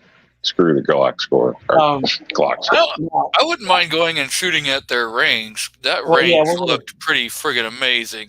Yeah, I saw that, and I think the one, but the Outpost has got their own range too now, and I think theirs. I don't know about Lenny's, but I know the Outpost is rifle rated. So, the Glock store, the one in Tennessee, has the indoor range and everything, which I do believe it is rifle rated also. They have, I think it's 7 different ranges inside the store. But they also have the farm that I think is going to be opening this summer, where you can go out and shoot out there. And I think that's like 200 acres out there. Yeah. And he's going to have where you can do shooting from ATVs and all different kinds of stuff. So that'll be. You know, the one time that I ordered from the Glock store, I got screwed over, and that just left a bad taste in my mouth. Yeah. And I ended up getting the part from NDZ like 2 times as fast and about 10% cheaper. So, and then, you know, and he built that store and that's what I try to say. He built it in Nashville. Like a couple years ago, we had the mayor of Nashville's a Democratic city. There's only 2 Democratic controlled places in all of Tennessee. And surprise, surprise, Memphis and Nashville are. I figured Knoxville. No. You know who the Undertaker is, right? Yep. He's the mayor of Knoxville. He's conservative. Yeah. So I know Pro Carry Trucker may not still be here, but if he is, I want to thank him again for doing his shout out Saturday. Him and Guns and Barbecue both did their shout out Saturdays, and I was featured in both of them on the same day, which was pretty kind of cool. So I want to thank Pro Carry Trucker, and if people aren't subscribed to him, I would definitely say go check him out. Yeah, DJ, throw his his link out there, and I don't know if I'm subscribed to him or not. Is this farm like a knockoff of the government's version of that, or is it related to the government or something? No. His is all going to be on his own because, like I said, the mayor of Nashville at the time banned gun shows at the fairground up there, and it was a pretty large gun show. And then they just moved it out into Davison County, out into the county where Nashville's located at. So, but yeah, there's a little blue hole like that, and I try to contact Lenny and let him know. Say, hey, if you're going to build a new plant here in Tennessee, make sure it's outside of Nashville city limits. And I think that's what he's done. I don't know. I have to look at the address and see where he's actually located at. Yeah, I'm not. Okay, so it's on a farm. It's not referred to as the farm. Well, Yeah, it's on the farm. he has the store, which is like closer to town, and then there's a second location also. So he has. I think you have to go to the store, and then they take you out to. It's a farm. I mean, it was an actual farm. It's an actual working farm. Yeah, and they're having. Okay. So like a private property thing that they take you out to Correct. go on a little shooting adventure or something. Yeah, he built the store inside. And that's still cool. Probably overpriced, but probably cool. I wouldn't mind. Done most of that stuff for free, man. I was shocked to hear most of you guys have it in conversation. I'm sure we've all tried some crazy stuff. I feel bad for these people that are stuck at those Nazi ranges. And I don't mean, I guess I do mean Nazi in a bad way. Range officers, you can't, breathing down your neck, you can't draw from your holster, all this. I wouldn't make it 5 minutes in a place like that. But, no rapid fire. Yeah. Well, that's what, like, over at the Glock store, they have different ranges set up for different things, and they have people that are in there running you through drills. So you're moving, you're drawing from concealment, you're drawing from holsters, and I believe they're one-on-one. So you're in. That's cool. I mean, it's nice they offer it. I mean, for some people, that's ideal. Even people that do it on their own, it's nice to be criticized and see where you are slacking or something here or there. Presenting too big of a target coming around a corner or whatever the case may be. It's people do get sloppy, set in ways sometimes. So. It's good. A reminder is good, but it seems like most of those places are overpriced. And it would be nice if you could just run through it yourself, or you and your buddies. Whether you rent the room, they lock the door, everybody in there signed a waiver or whatever. But don't need somebody up my ass the whole time. Well, I think like some of them, they have people in there for like they're running like the shot timer and calling out different targets, so that you don't know exactly. I think that's what it's there to help. So it kind of gives training and stuff like that. Yeah, it's more of a training kind of thing. Whereas I do believe they have regular ranges and stuff that you can, do different things on also. So I wonder if he's open on Sundays. I would guess they are. The San Diego store is open on Sundays. You're in the Bible Belt now. You're talking about the Bible Belt. He is closed on Sundays, so that's a negative there. Oh. There's one range close to me in Chattanooga. It's indoor, but it's rifle rated. You can shoot there. They're open for like 5 hours on a Sunday. Like from 12 to, because since we were going up that way, I was going to go in there because I want to get a 6-inch barrel for my Glock 20. Hell yeah! What? But oh well, and he probably the only few people that would have it. The outpost might have it, but I think the Outpost is going to allow you to rent back the Barrett and shoot the 50 Barrett. Ooh, that'd be fun. Now I've shot a single shot M16 or AR-15 lower with a 50 BMG upper on it. That thing is hilariously funny to shoot, and the fun from it is just amazing. Even being just a single shot, you know. My old company commander had That's one. the Hank 50 I don't know. I don't remember what it was. or SHTF 50 or whatever they were calling that thing. Yeah, whatever you call it. It was like the bolt lock. You take the bolt in, you put the 50 round on the bolt, and then you lock it into the receiver, and then you use the AR-15 lower as a trigger group, basically. And he had that thing dialed in. That thing was fun. We used to take it to the range all the time, and when we go to the range to qualify for like AT and stuff, he would bring it, and then we would take all the tracer ammo and take the 50 his 50 out and shoot the tracer ammo out of it just to catch tree stumps on fire, and then go down and piss and put them out, and then go back and catch them on fire again. You ever hit the ground with them? See how it like just rips the ground almost like snakes? Oh. Like it's just We just tree roots or whatever. It just, if I remember, I'll pretty post damn it cool. on the Instagram where we somehow our weapons, the armorer left our weapons in the armory, and we went to AT, and we had to use the division guns. They had a whole bunch of M1 or M16 A1s, Colt A1s, Vietnam era, with like 1 in 17 twist barrels and crap, and we were shooting 55 grains through them, and we had nothing but boat tails.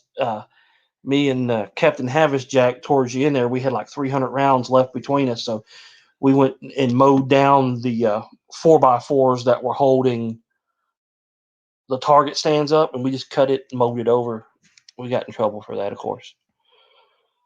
But yeah, they were tumbling through the air. It's hilarious because nothing but little boats down there at 25 yards on the targets. It was hilarious. Good time. Yeah, we've done a lot of destructive shit. Well, I want to welcome the men of Tupperware. So welcome. I think there was a couple other newer. Fiend Dog 27 has jumped in. Sergeant Joe Smith and MKJO. Makojo. Okay, he flipped somebody off.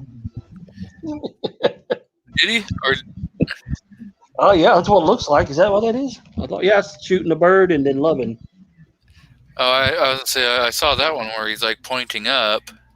That's pointing up. It looks like somebody he flipped somebody off. That one is definitely the middle finger. Oh man, I didn't know we had that. Yeah. We had that option. I'd be so immature with that. Right? Shut up, Victoria. She's like, of course we can flip people off. No, she's like, of course you would, is what she said. Oh. I don't flip people off all the time, only in traffic. Only twice on Sundays. 3 times, actually, but, Oh. So. You want to hear a funny story? Thanks again for the shirt there, boss.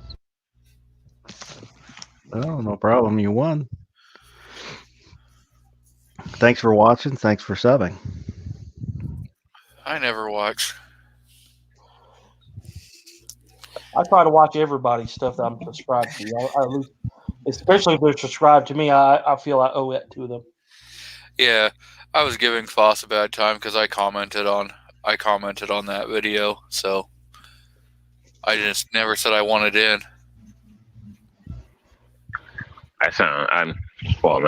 But I guess I feel bad because I think I'm more interested in his building channel when he does stuff. Honestly. Yeah.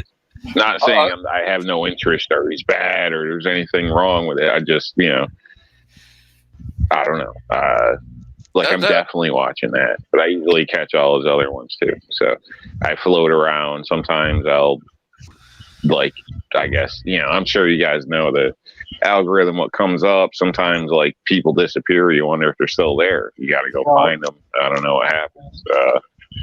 And I try to sift around and check everybody out if I can. It's, unless it's something I'm just clearly not interested in, which sometimes that's the case. So no disrespect anywhere, but some things I just don't have an interest in. So, well, I know. Yeah, it's hard. I'm sure all you guys, we can't catch everybody's stuff all the time, Exactly. but I'd definitely try. So, especially people that are real. I'd rather watch him than somebody like Yankee or something, to be honest with you. So, I don't know. And it's nothing to do with Yankee. It's just when people get so big, it's just, turns into a damn sales ad, half the thing. And I don't know. I'd rather just deal with regular people. I'd trust a regular person's word over a paid salesman or something. So. Well, that and I know, with YouTube and stuff, if you're not interacting with channels, if you're not giving every once in a while, if you're not thumbing up videos or thumbing down videos, commenting every once in a while, they're going to purge you from there because they're going to go, oh, okay, well, this is just, a fake account or whatever. Even if it's not, they just say, okay, well, you don't want to watch that channel, so we're just not going to, we're going to remove you from that channel. Even some of the channels that you do watch and interact with, they like to remove you from. So, yeah, you definitely have to make sure you're paying attention. But I do really agree with you there on Rob about the untactical is definitely the barely practical channel is friggin' sometimes has funny ass videos.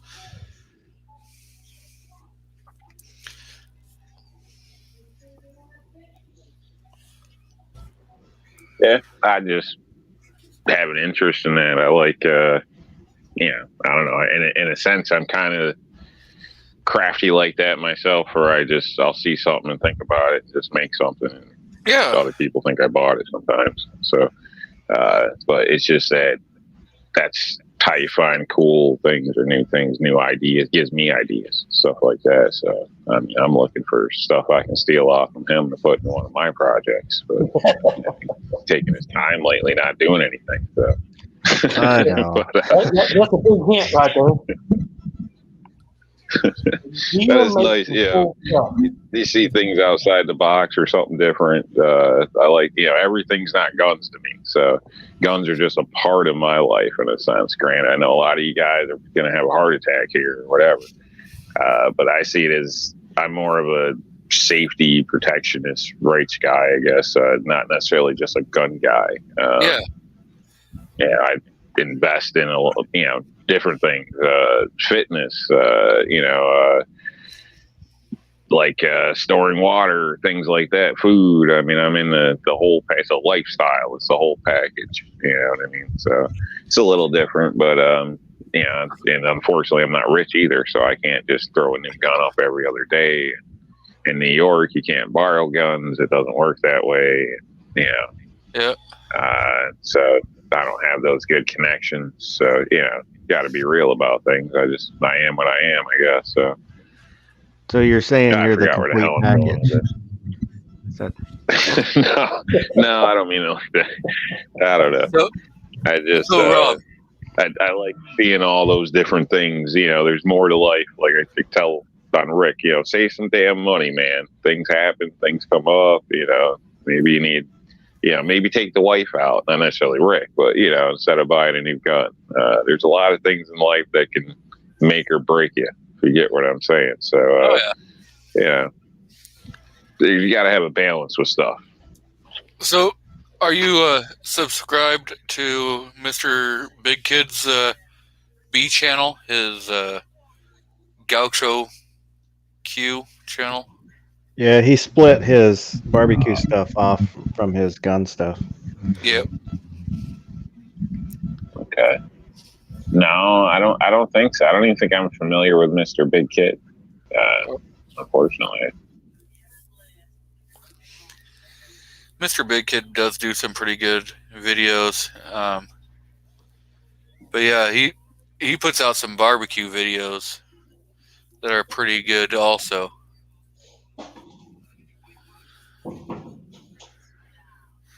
And then you got Mr.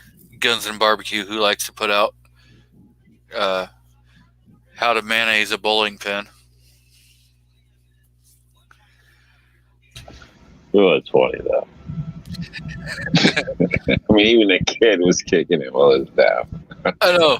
Both of his little That kids mayonnaise scene got a little. I was like, oh wait a minute. Oh, that's not right. Like, so, got a little funky there with the mayonnaise, but it was something. I just couldn't stop laughing over him in cowboy boots and shorts. That should have been like an 80-year-old man doing that. Not, I don't know how. He looks like he might be in his 30s. So I thought that was funny as hell. I'm surprised he didn't have suspenders on. That would have been even better. Right? That Some would have just been. Some Robin Williams rainbow suspenders. Oh, that would have been You over know the what top. it was. He was just kicking around the house, had the idea, was being lazy, wearing shorts, and was like, screw it, I'll just slip the boots on. And plus, he probably didn't want to hurt his little toes kicking them with sneakers.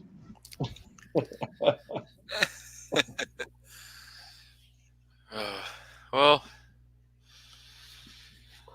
do we want to keep BSing, or do we want to go ahead and shut her down?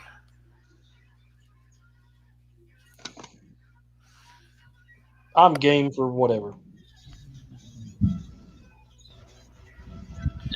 Yeah, I'm fine with whatever, within reason. We're not talking about Glocks. It's cool. Boss, how do you vote? He fell asleep again. I think tonight's one of his nights for his 1 a.m. videos. Yeah. So I'll probably duck out here. 4 a.m. Well, I'm going to. I'm wanting to grab something to eat, and the wife says I can't eat while I'm live streaming. So, Cop out.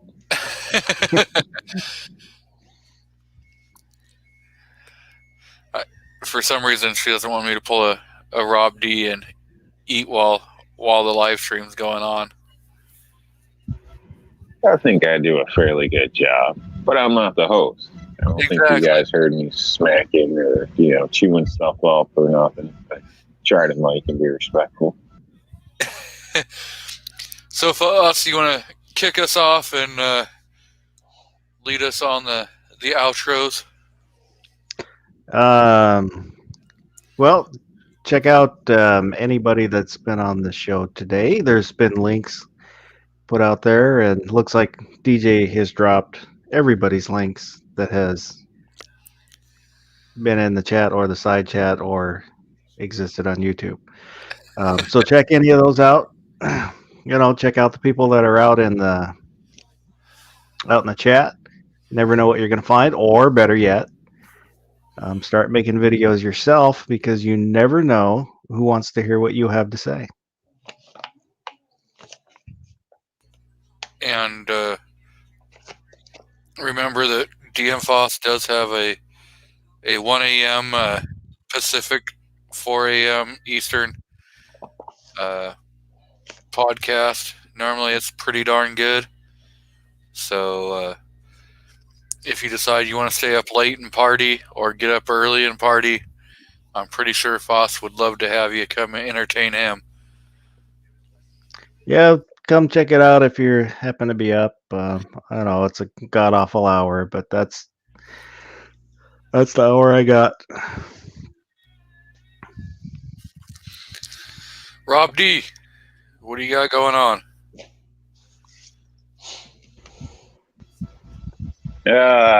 Well, I just stayed, obviously check out DM Foss there.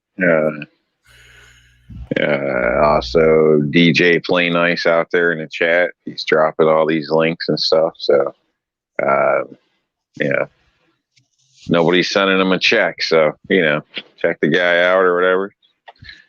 Maybe give him a sub or whatnot for trying to help the rest of us out here. And I don't know, if you're interested in a display stand, go check out R&L Displays. Other than that, don't buy a Glock, eat a salad, and it ain't easy being cheesy. So, Artak and daughter, you want to give your outro? Yeah. Just reiterate with DJ Plays Nice working hard out there for dropping the links for everybody. Well, we're good doing magazine Mondays with Victoria all the way up until June. UTG AR accessories are on Thursdays. Those are both shorts that we're doing. And then we'll have the PDP pistol coming out and a PPK review this week. So I do want to thank everybody who's been on the panel, everybody who's been in the side chat, and Makojo threw the link out to the R&L displays. If either MKJO or DJ Play Nice want to throw the link again and add Outcast for 10% discount, I will definitely pin it in the comments so that if people watch this on replay, they can see that link and help out a fellow tuber in his retirement adventures. Definitely want to say thank you to Artak and Daughters for jumping on. 45 Alpha, Charlie Papa. Then we have Outcast, who is almost every week here. So definitely want to thank him for putting up with me. And of course, the co-host extraordinaire who's been here since, I think episode 1 or 2? 2, I think 2. Yeah. That's 50-something Saturdays that he has given up. Over a year of his life he's put up with me. Damn, he's a saint. And definitely want to thank everybody again. So we will see you next Saturday, and hopefully somebody will pick up Sunday morning, because not sure if Gizzard Gary is going to do his early bird chat. So maybe somebody wants to break ground and be the new voice on Sunday mornings. So catch everybody later. Bye-bye. I'm leaving it going. Leaving it open while I go through and pin.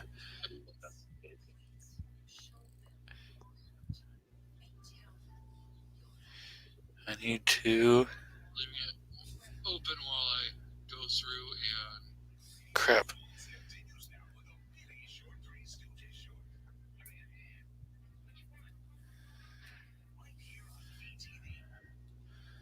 Okay, so Makojo's comment is pinned.